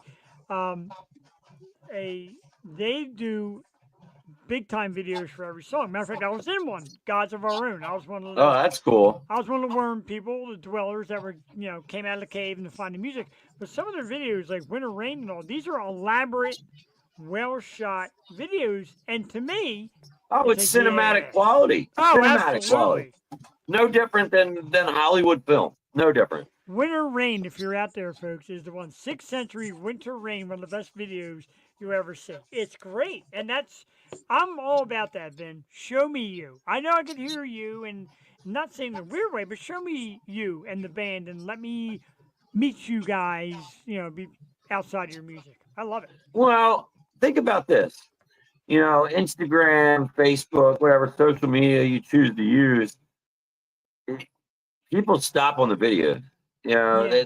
they'll scroll right past text posts and pictures. You know, if you got a 50% chance, videos they're stopping and they're gonna watch. And you know, like you said, the bands here, I'll give you bands a little pointer. Man, shorts, you know, putting up 15, 20-second clips are just as important up as putting up a 5-minute message. People love, and people have a short attention span in today's world.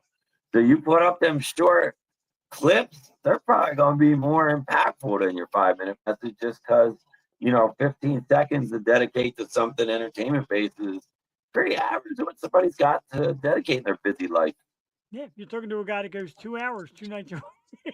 Yeah, Well, yeah, not because there's exactly. so much to deliver, but and my good friend Brent Worrell, who does a lot of photographs and filming for us, said the exact same thing the other day. The shorts are where it's at, and he Hmm. said pictures are nice, but pictures aren't always getting the attention the video does. He said I will post 100 pictures and one video. The video will get like 500 views and likes. The picture might get 10. One of the things when I was going through all my education, with the AMP there to learn about what did we miss? That's You miss a lot. the WMMR band of the month for the month of July. The circus. Were they really? Oh yeah, they're fantastic, dude. Good I don't classic get a stuff. chance to listen to a lot of FM radio because there's so much stuff and people want you to hear and it's on Spotify or whatever. Well, But check out that name and take it down. Like I said, it's more of yeah, a that's cool. classic And style rock. anything MMR puts out quality stuff. Yeah, They always have and since the circus beginning. is great. So if they're picking you as a band, you're probably got your stuff together. Agreed, and they do. Very. Mhm. It's a very thought out process every time they perform. Stage, they got like 7, 8 members of the band. The stage needs to be a certain size, sound needs to be a certain quality. But good for them, they're doing it the right way. Why half-ass it? And we know we've seen people half-ass it. We see people that Well, dedicate. I want to comment on that something because you and I were talking a lot over the week, and you were like, "Man, you guys built quite a following down there at Easton Pizzeria." Yes. That is sound is one of the things that we changed down there. Okay. We hired a sound company to start coming in and running the sound portion of the shows, where before it was, DIY with, okay, you're the headliner, what can you bring? And you bring this, Big whatever. giant And speakers that are in the yeah, way. do the best we could with what we had. Noise But trips over them, yeah, when Jeffy hired his buddy there and brought him in, I can't think of his name right off the top of my head because I've only worked with him twice, but he hired this guy and he brought him in, and man, this guy brings in a nice 28 input board and all professional sound. And now we're able to book bigger acts. Because that was one of the problems we were having when we got started at Easton Pizzeria. Without the proper soundboard, these acts wouldn't book. And they're like, yeah, no thanks, you ain't got what we need. And it goes back to what we were just talking about. Yeah, they that's the need way all they these are too, inputs yeah. for all these alternative parts of the song that aren't just the instruments on stage. Well, they do.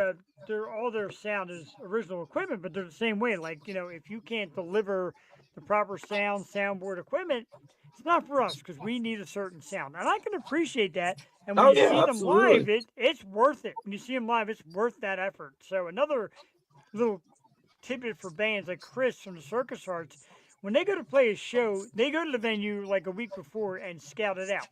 Yeah. And that's smart. I said, "What are you doing here?" He's like, "You know what I'm doing here, dude? I'm scouting it out. I want to know how the room works, how the room sounds, etc." Yeah, the sound guy is close to everything. No doubt about it. Absolutely, yeah. Yeah, it's a good point. And it's pretty smart of them to go scout it out, because then you're a little more prepared and you can, like you said, people are paying to see the show, right? Unless it's a free show, people are paying $5 or more to see the show. So, people would like to get a quality experience for their money spent, and a crappy sound. Just going someplace to see a band isn't it anymore. It's got to have good sound. Right. It's got to have a good atmosphere. It's got to have, people work hard for their money. Times are tough. They want more for their money. I agree with that. Like, I went up to Traverse the Abyss does one show a year at the V Spot now. Okay. And for like 2 years, they're like, you got to come up to this annual show. And finally, the stars aligned. And in, I think it was June, I went up there for the annual show. And man, it was a great experience, but it sounded really good. Everything, the what they put on, what they presented was a great look. And as fans coming in, you were like, yeah, this is good. But the point I was making is they added a lot of stuff. The V Spot, Scranton, yes, that's exactly where we were. Yep. And what they did for the event was you had wrestling, you had an outdoor stage that had acoustics and a DJ. They had some other stuff going on, but you had all these different aspects of an event rather than just a band standing there playing. But people that paid the $15, they're like, man, I really got a lot for my money. I didn't just go in and just stood there and watch the band and drink. I had this going on and that going on. And I feel like fans look for that. Fans want more than just a band standing there today. I agree. If anybody can do the TikTok, get the sound clip, get this sound clip to Eric Abyss with me telling you, Eric, you're the fucking man, dude. Eric is one of the coolest slash nerdiest slash hard rocking dudes on the planet. When he was on the show, I was like, you're like a big nerd. And he started laughing. He goes, I've got my nerd. Oh, yeah. You know, and like I said, I got the picture, the banana bread Pop Tart was introduced to me by great. Eric. And Eric's fucking cool. And Traverse is a cool. Shout out to Traverse the Abyss Man and Eric. Definitely. So good call out there. They just did last weekend, actually. They did a tour. It was called their Beach Weekender, and they hit a beach in Jersey, Easton Pizzeria, and then they finished somewhere else. I forget, but good for them. They went out to some markets that they weren't as well known. And, you know, sometimes come see us live, Energy. It's not a gig. Hey, it's a show. There we go. Not a gig. Actually, you got to come out. I'm going to send you the date. They're playing the Broken Goblet up by me here in Bensalem, PA. It's September the 5th, I believe. What is the date? September the 5th. So they're playing the Broken Goblet. It's also my wife's birthday. That day, the Circus Arts are playing. Call it out, man. Just check them out. It's a little. I will see what I can do. Let me know. I got to do an off-site tool event that day, so we'll see. I got to set my booth up at 6 a.m. Oh my God! So I can't make any promises, and it's outside under a tent. So. And you're dealing with car enthusiast assholes all day long. Yeah.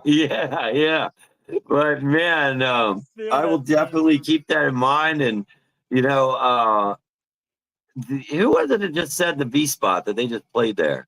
That was who was it that popped up on our screen? Quincy King. He's a terrific singer. He's actually forming a new band, trying to make music. His voice.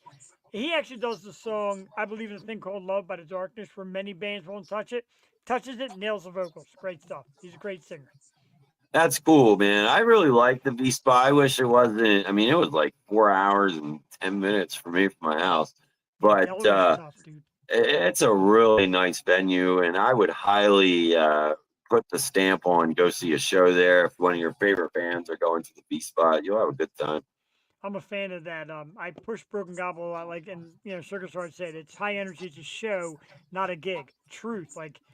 You're seeing it an event. It's worth the dollar. And like we said, you know, $5, $10, even $20 to see the right band do the right thing, worth it all day long. Yeah, and you know, even if you're spending $5, $10, you still want a good experience, right? You don't want to just throw your money in the trash. So, I mean, as a band, you're charging $5, $10. You need to put on a show, man. You know, these people paid, you know, they worked hard for that $5, $10. I could throw my money in the trash a lot of ways, like these stupid Shaquille O'Neal gummy heads I bought. Wait, Shaquille O'Neal gummy heads? What's going on there? So a couple weeks ago, I started this new thing on Tuesdays where I was doing a new candy. And I found this is Shaquille O'Neal heads, and they're gummies. Okay. And it was so hard and disgusting. I went to throw the bag out, and I did. But meanwhile, these heads keep popping up. Sounds like he's haunted my house. Oh, they're haunted. Dude. You know, let's talk about Shaq for a minute. Okay. I will say, when you talk about good role models, we're going to put Shaq on that list. Yes. I always love his shoe story. Have you ever heard this? So Shaq, when all these shoe companies came to Shaq and said, we want to make the Shaq sneakers, you know, he didn't sign with Nike. He didn't sign with Reebok. He didn't sign with any of them. He went with some company that was able to produce shoes that would retail at $20 to $25 so they could be sold in regular, you know, like a Walmart or something like that. So even a family that's on a super tight budget, single parent, were able to go and get their kids a nice good looking pair of shoes. Sure. And he could have easily signed with any sneaker company, take your pick, Yeah. right? And sold $300 sneaks at Foot Locker all day long. But he did not. He said, that's not what I'm about. And I think he was raised lower income. I think he was raised by his mom, I believe his story, Yeah, and it and was lower I think income. his And father or his stepfather was a very military guy, so everything was yeah. very strict. And he really, man, he's a really good dude. I mean, and he really did a lot for the community. That's for He sure. did. I missed the boat a couple of years back. I had a guy who would do some promotion, get us some bands, and he kind of had a connection to Shaq. He's like, Shaq is actually looking to invest in podcasts, different view of Really? podcasts. He thinks that's the new wave. And I'm like, oh my God, give him my name. And the dude's like, I sent it out. Let's see what happens. Nothing ever happened. But yeah, so there's people out there to believe that what we're doing right here is the new wave. You remember Joe Rogan said about the presidential election. We Yeah. don't talk politics, but Rogan's like, look, nowadays people want to hear the real side of a politician. Talk about Yeah. a podcast with no prompts, just my question, their answers. They when you talked about that Rogan interview, I believe that was like one of the top podcast interviews of all time Insane. with viewing. And people, I one of the things, like for me, when I listen to the Dan Patrick Show, for example, I don't listen to it live. Can't sit there for 2 hours, do 9-11 every day. So Another guy I that does 2 out. Now I'm kidding. I always, once I'm done lunch and it's like 1:30, they've already got their podcast up for the day from the morning, so that I can. And this is the part I like, that I think people like about podcasts. Okay, I get in my car, I drive 20 miles to the next auto shop, pause, go in and do my business, come back out, play. I'm right back to where the show was, where I left it off. I'm not going to miss anything. And I think that's a big advantage to podcasts over traditional forms of media like radio and television, is the ability to stop it and restart it and not miss anything. Agreed, and that's why we do get a lot of people that will watch us on recorded and say, Mhm. "Well, sorry I couldn't sit through the whole live, but I will continue to watch it." I do it. When my wife goes out, I'm sitting home by myself, and we talk about YouTube. I'm on YouTube, and I watch a lot of me back, and I watch a lot of the bands make their videos, even if it's a live shot from a bar venue. Mm-hmm. So yeah, I'm I'm all with about you. that. I watch a ton. That's pretty much all I watch is YouTube. Same. Oh my God, I'm It's, obsessed. I mean, anything you need to see is on there. Anything, anything you need information on, anything you want to watch, it's on YouTube, guaranteed. They got great documentaries about like bands from the beginning or the breakup. They have, if you're a wrestling fan, they have awesome wrestling stories. Awesome. They A got lot great of documentaries about like cities of Philadelphia and the people yeah. during the Super Bowl. Right, there's a great one. I think it's this guy Vin or some American Moshpit or something like that, which I watched and I loved. But yeah, man, I'm a YouTube guy. When the wife's like, Me "What are you too, watching?" I'm like, man. YouTube, music videos, the Rock and Roll Hall of Fame videos, live performances in the Howard Stern studio, because that was my dream from day one, to Yeah. own the studio someday, that bands come in and play. I watch all that stuff. My wife's like, "Oh, this show, that show on Netflix, this." Nah, not really. YouTube. I remember, and this is going back, like my kids were little, so this is like early 2000s. And this is when like you had your first YouTube streamer people starting. And I remember my kids, saying, "Hey, Dad, can you pull this up on the computer so I can watch this or whatever?" And that was like my first exposure to YouTube. Really, I don't think I really used it a whole lot before that point. And I mean, this is 20 years ago. You know what I mean? So, but I remember seeing it then, going, "This shit's going to replace television right here. Look at this. We can just type in anything we want to type in, and there it is. And the TV's coming. Look at this." And here we are. I mean, cable is at all-time low. It's a dying thing, just like the phone was. Yeah, we have to use YouTube TV to stream. That's our TV now. Yeah, absolutely. I mean, my dad, for example, here's my dad in his 70s. He's got the Roku. He's got the Amazon Prime. He's got all these apps on his smart TV. Now, my dad, traditional boomer guy, he loves the local news every day. Sure. So he has cable so he can watch his local news stations. But man, those local news stations figure out the YouTube. I mean, a guy like my dad, cable's out of here at that point. You don't need it. Yeah, my So, I wife's mean, mad even at the you, older generation is yeah. on the YouTube. My wife came out and said she called one of the streaming companies or something, or she messaged me and said, "Look, I need the local games for my husband: Phillies, Flyers, Sixers, Eagles, and then my usual TV Land, this, that, and the other thing." And we got hooked up with it. My buddy knows how to do the stick, and we're cruising. We got everything we want. I don't miss a game unless it's on Apple TV. Not going that far, but yeah, for the most part, we get it all. Yeah, it's my dad is big into racing. My dad he's been in auto his whole life. He loves racing. And one of the things he likes is dirt track racing. Oh, that's and they have this app that you buy. It's called Flow Racing. And I think my dad pays, it's a pretty cheap price. It's like 18, 20 bucks a month or something. They have every Thursday, Friday, Saturday night, you can watch 300 dirt tracks from around the United States right there in your living room. Take your pick. He logs on, picks the track he wants, type cars, boop, there you go. And, and the advantage of it with technology, again, go back to kind of our theme tonight. Yeah. Here's a guy, my dad, who is at a physical point. He can't walk up and down grandstands anymore, so he's not going to the dirt track anymore. He can't even make it from his car to the ticket booth, for Christ's sake. And to have the technology to be able to enjoy that right in his living room, I mean, that's pretty cool. That's good. That is, and there's a thought process behind entertaining all the crowds. And like you said, we love YouTube, we love music, we love videos, all that. And YouTube, all these people thinking outside the box is, okay, let's give them everything. And they do. And we talk about that. We talk about the people and the knowledge and knowing how to address the fans. I'm going to backtrack. Yeah. Or as they call in podcasting and comedy, a comeback.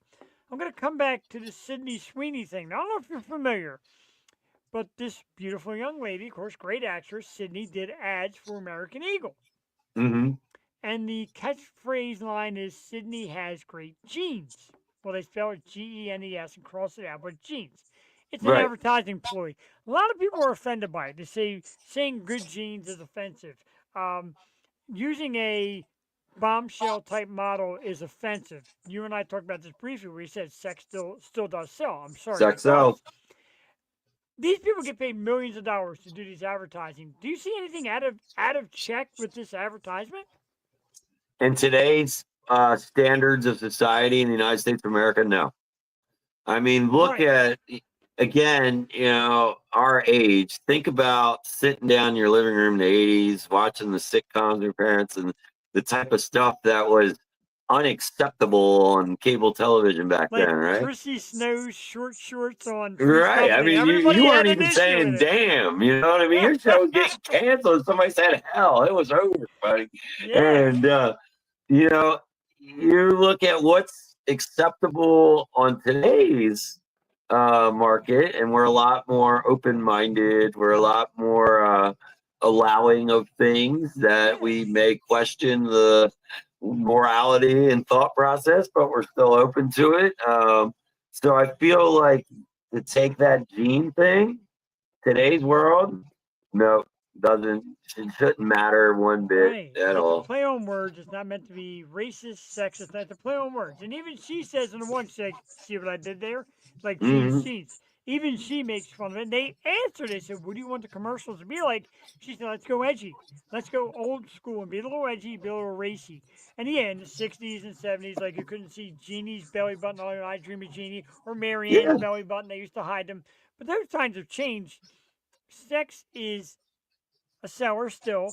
and it's not overly sexy. The sexiest thing that she does is wears her jean jacket, lays down the jean jacket to an open Right. chest, but it's not naked. It's Just just naked. And you know, here she was. I mean, some shows on regular cable television got movies coming out and stuff. You know, right, exactly right. I mean, this is the world we live in. We created this, right? We wanted more freedom of speech and more freedom of expression, and you know, you wanted Yeah. less cops. Well, you know, this is what you Right? And got. and people say like women have said, oh well, I don't buy into the sexist stuff, and I won't buy their product.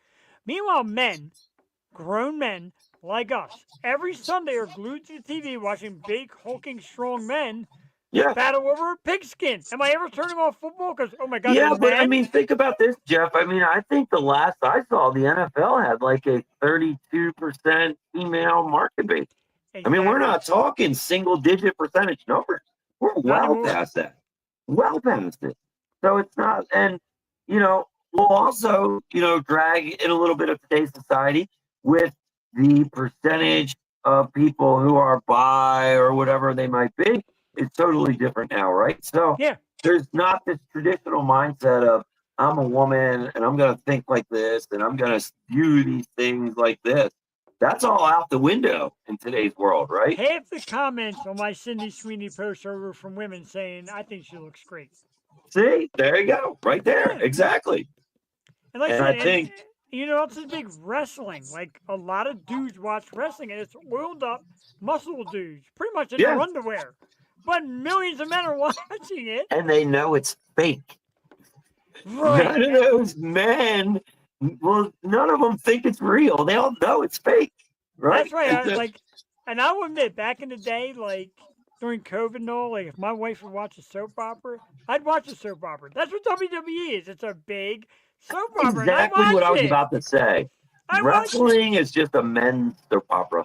That's all it is. Exactly. And some of the storylines are horrible, but you're glued. No, and I used to be a huge wrestling fan. Oh, here, I'll tell you a little story. My dad, so when I was a youngin', and this would be like before age 10, when this is like single digit stuff, my father worked a night job. Okay. And, you know, this is early 80s, right? And when a local radio station would do the call in now, 7 to win, well, he was the only freaking guy awake at 3 o'clock in the morning because everybody else is sleeping, right? And he's working. So he would win these tickets over and over. And man, we would go see WWF at the old Spectrum, Jeff. Wow. And we would see, I saw the SummerSlam of 1992 when it came to the Spectrum. We were there on the floor. And yeah, Moses and White played WrestleMania. Yeah, there you go. that was Limp Bizkit played WrestleMania. Yeah. You know, you got a lot of bands. Motorhead played WrestleMania. Man, it was some of the best experience of my life. Going with my dad to wrestling events, and you know, being in Philly and with the Philly crowd, you know, at the wrestling events even made it better because they just took it to a whole nother level. You know, they still. Oh, it was so great. I would not want to see a wrestling event anywhere else because the Philly guys just so good. I'm with And, you. And I'm glad you're close to the PA. Now, granted, all those festivals you're going to see all over the country are great everywhere. Are Philly what? they're great everywhere, all the festivals you go to see. Mm-hmm. But there's something about sports and arena events in Philly that is second to none. Oh, it's, by far. I mean, some of the best crowd. You know, I'll even, you know, we picked our artist of the day. I don't know if you played the clip or not because of the technical difficulty. Okay, so Earlier Knock Loose, and I wore the shirt. Now, I am a massive Knock Loose fan, massive. I got the Tear in the Fabric of Life tattoo on my arm. That's one of their albums. Yep. And I have purchased a Knock Loose shirt from every show that I've been to. Now, some of them I had to order online after the show, but I have a Knock Loose shoe from every show. This one I'm wearing tonight is June 4th, 2024, Franklin Music Hall. Okay. Oh, and this was probably the best Knock Loose show that I saw was that one. And I just will have a little history here.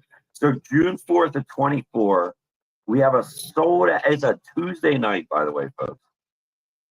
Sold out for Knock Loose. 6,000 people. Okay. The freaking air conditioning is broken. Okay. There's none. They got the windows open. They got a door. They got every fan in there blowing. Well, I got news. 6,000 people at a hardcore show in the Franklin Music Hall. Ooh. It was hot. I can And smell it from here, bro. oh god! And what made it even better, I had a broken ankle because I went to a nail bite show. You were with me at Sweeney's a couple nights before that, and I broke my ankle literally. And I'm at Knock Loose in an air cast, and Mark and I were together. And Mark was like, "I think you should probably plan on being up here in the handicap with me tonight." You And I'm can't like, complain to Mark because Mark's 2 legs down, so you can't. yeah. So I'm like, all right, Mark's right. I probably don't need to be on the floor tonight with a broken leg. It's probably not going to go well.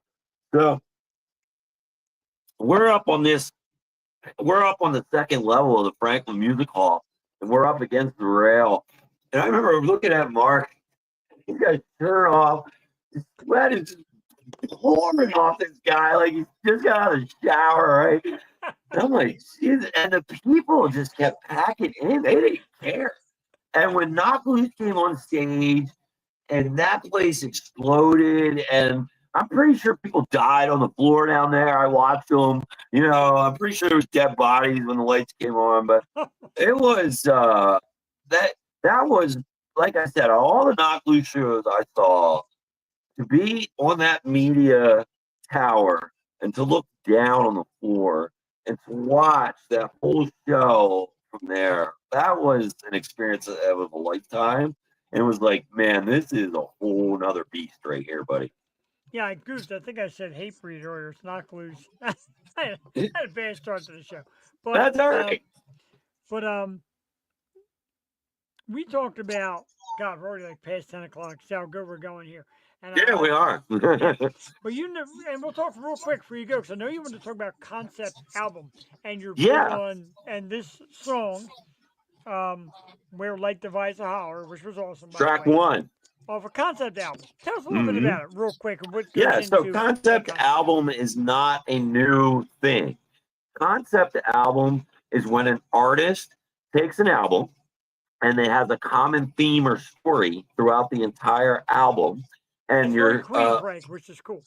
Yeah, and most of these artists want you to listen to it in the order that they put it on, because that's the order of the story, right? Right. And so it's a thing that not many artists do because it's very technical, and if you don't do it right, it sounds crappy, and it sounds like you tried to slap it together. Yeah, so it's very artsy. It's very technical to do a concept album. And so Knock Loose puts together a Tear in the Fabric of Life. Tear in the Fabric of Life would be their third studio album. And they did no advertising. They didn't even tell you there was a new album coming out. They didn't tell you they were working on one. All of a sudden, on this day, I think it was 2023, they just dropped this album and this movie, and that's it. They walk away, right? And the concept of the wall, Tommy, there you go. There's a great example. Perfect. The concept of the Tear in the Fabric of Life is, it is the story of a person that goes through an extreme tragedy, and this is the process of grief that follows. Wow. And, I've listened to the songs, and then I watched the film. That Knock Loose wrote the film. They directed the film. The only thing they did not do with the film was the animation itself. They had a man named Johansson from France did all the animation. And this is the part that'll get you. When you sit down and you read the lyrics and you watch that movie and you go through that song by song, and you're like, man, I've been through a freaking tragedy. Yeah. And you know what? This guy's telling my story of my recovery and my process after that moment. And we And circle back to being able to relate. Not to cut you off, but we for circle me, back to it being able to all relate. goes back to when my children's mom died of the overdose. And that happened in 2019. Wow. Okay. And when that album dropped and I'm watching that movie and I'm listening, I'm like, this fucking guy was in my room, right? Right. You know, my story is what he Scary was at doing. times, yeah. And all I can say is anyone who has been through an extreme tragedy and then goes through the process of grief that follows, you should probably listen to that album and watch that movie because it'll probably help you out a lot. Yeah, And that's great. that's why that's tattooed there. Because once you go through your tear in the fabric of life, you'll know exactly what Brian's talking about. I got to tell you one thing. When, Mhm. and again, we shout him out, and American Mosh Pit was doing a great thing. And when Vin told me he had to step back and step away for his reasons, it took me like a couple days. I'm like, you know, I don't want to jump in a cold grave because, you know. But I'm like, you know what, dude? How about coming on the show Wednesday nights? It's more of a metal night. We'll throw you like a half. Well, first a 15-minute segment. Vin, of course, said, no, dude. I need a half hour. Which, yeah, we've blown right through that half hour. Yeah. So you do it. I get it. But I'm like, you know what? This guy is so good at spreading a word and spreading a vibe and creating content. You've been out there in the trenches. I'm like, I want those trenches here at least because I don't want it to just Yeah. die and say I'm going to move and I'm going to fade away and disappear. People love you. I love your word. I love your inspiration. I love your work. You get to the down and dirty. And I say to you a couple times, like me and Vin have been texting like crazy. I'm like, don't overwork, dude. Just come in and do like we do, man. Be yourself. But this is you being yourself. All this knowledge, all this history, all this memory is you being you, and I love that. And I have a lot of them, and I'm glad to tell them. And I'm very grateful that you presented this channel. And you know, I think some of the stories that people are going to hear over the time to come are going to be ones that they're like, man, let me let you get. You got to hear what this guy said this thing. Hold on a second, because that's the type of stories we're going to get here, folks. I like it. And my rock and roll stories from the background pretty much consist of smoking pot with a local band backstage at the TLA. That's about as good as mine get.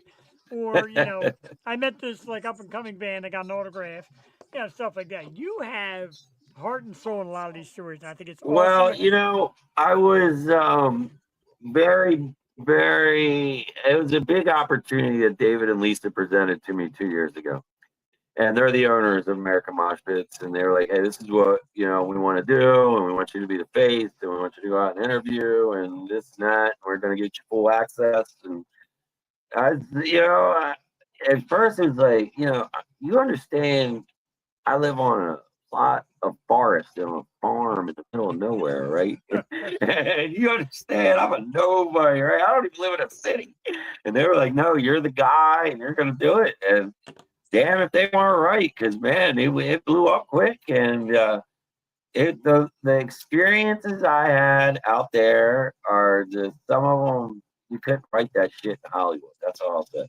Right? You go from That's that. about- You go from that small farmland guy who may not be able to figure it out to sitting next to Sky Sweetenham in leather pants. I'm jealous as shit, dude. That is a right moment. there. She was on our program a couple years back. She's a doll. And when I saw You know- you get to sit right there with her, I'm like, oh my God, dude. Well, I tell you this, I can give you a date. It was December 2nd, 2023. So December 2nd, 2023, I'd been with American Mosh Pits at that point for about 5 months, right? 5 or 6 months. And we'd done a couple interviews, but now this was non-point. This was our first big international artist. You're going to interview non-point. You're going to cover the show. Sumo Psycho was opening that night, actually, in Harrisburg. Wow. Yeah. And I love her. I'm sorry. that was the first night I met her was with non-point that night.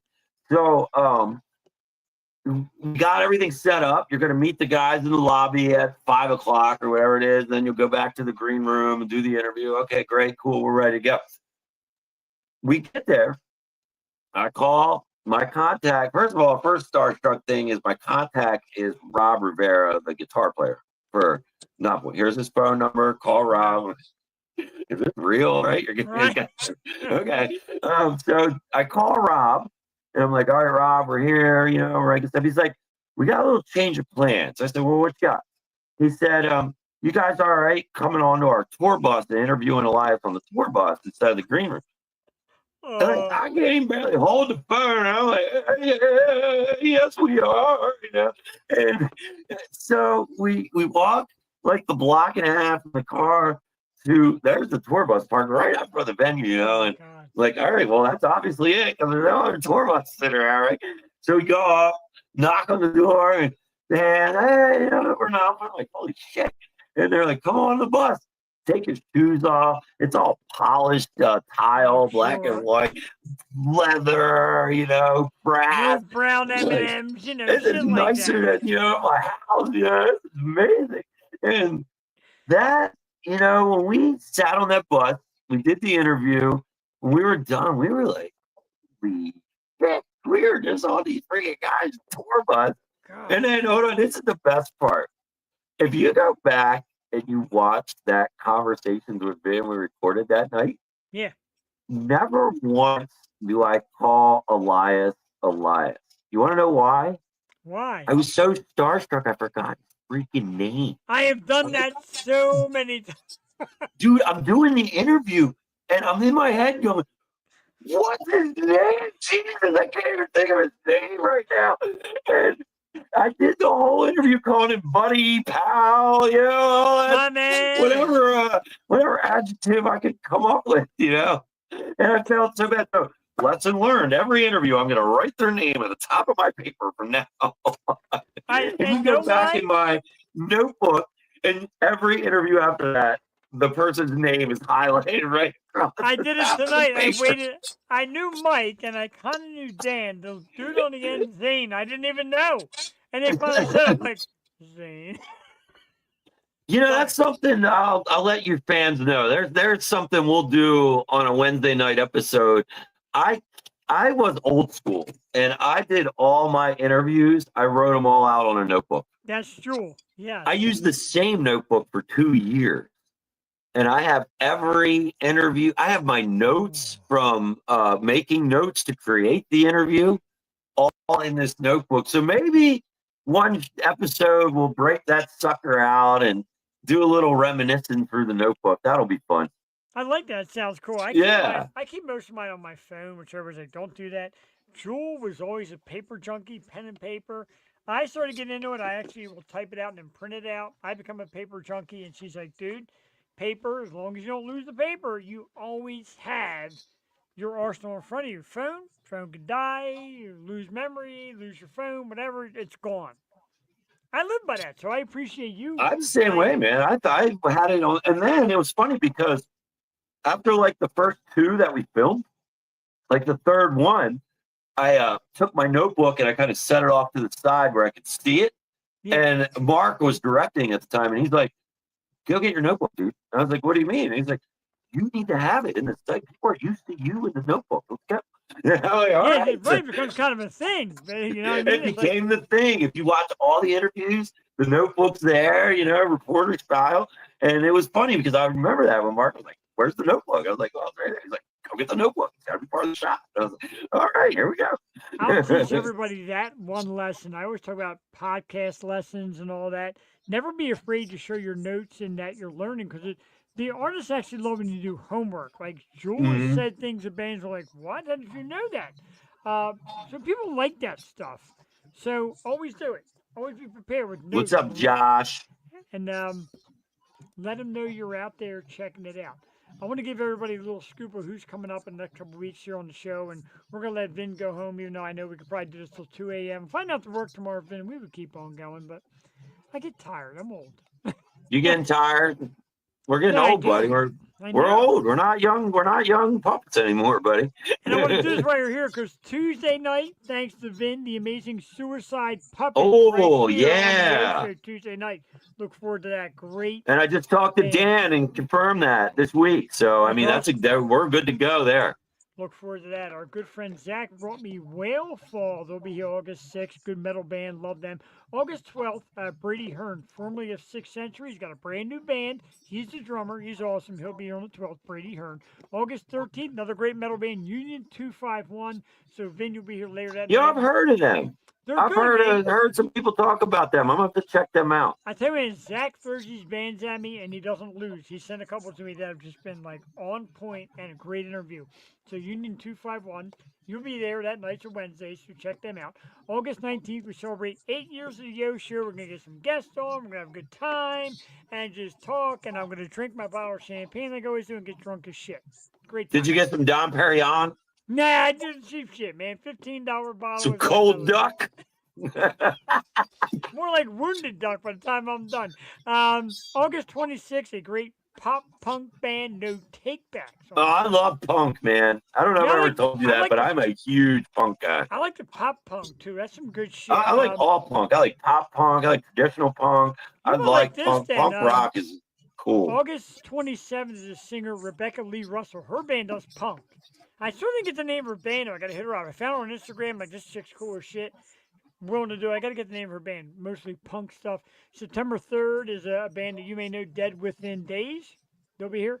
September 2nd, the band that was shouting out, the Circus Arts. They're going to come on September 2nd before their September 5th show at Broken Goblet. Talk about that. Oh, that's cool. Yeah, they're a great band. Look forward to that. We've got a couple of gaps, and then September 23rd, we do our Halloween season kickoff show with Kelsey Livingood, who will be bringing her character Mischief the Clown. It's nice. Wild, dude. And she's hot.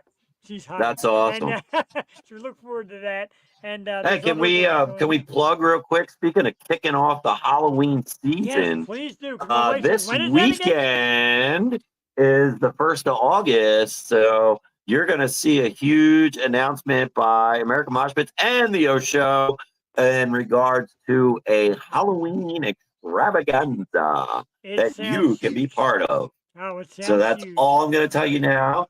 But this Friday or Saturday, that news will break, and everybody will be like, damn, son, I got to be there.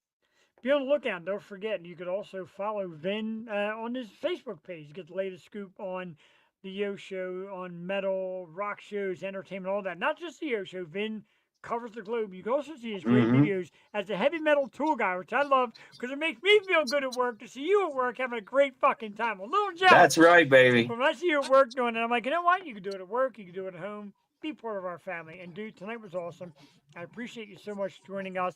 And if there's ever a time you're like, dude, I'm not in the mood tonight, you can say that. If there's ever a mood where you're like, Jeff, shut the fuck up, go away, close your window, I got it Hey, all but night. you know what? We had our first episode. We had technical failure, and it went great. It went great. It did. If you really, it saved the day. And my apologies again There you to go. the band Versailles. We'll bring them back to finish up, although we got a lot of great stuff from them. Like I said, I haven't really talked to them in a while, so it's great to catch up. Their sound has matured. You could find the band Versailles right now. Go to Facebook. It's Versailles.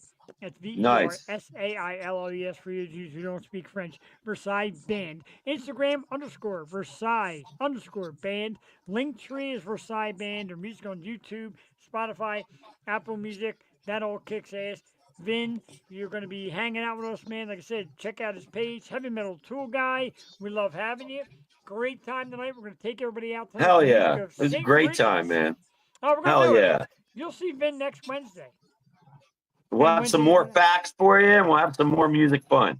Like I said, man, as long as you're happy here, we're happy having you. St. Hell Records yeah. is the band. The Catalyst is the song. For Vin and Jeff the Shark Perini, thank you for tuning in. Have a great night. We'll see you Tuesday night with the incredible Suicide. Good week. Have a good week. Introduce yourself. Gotta do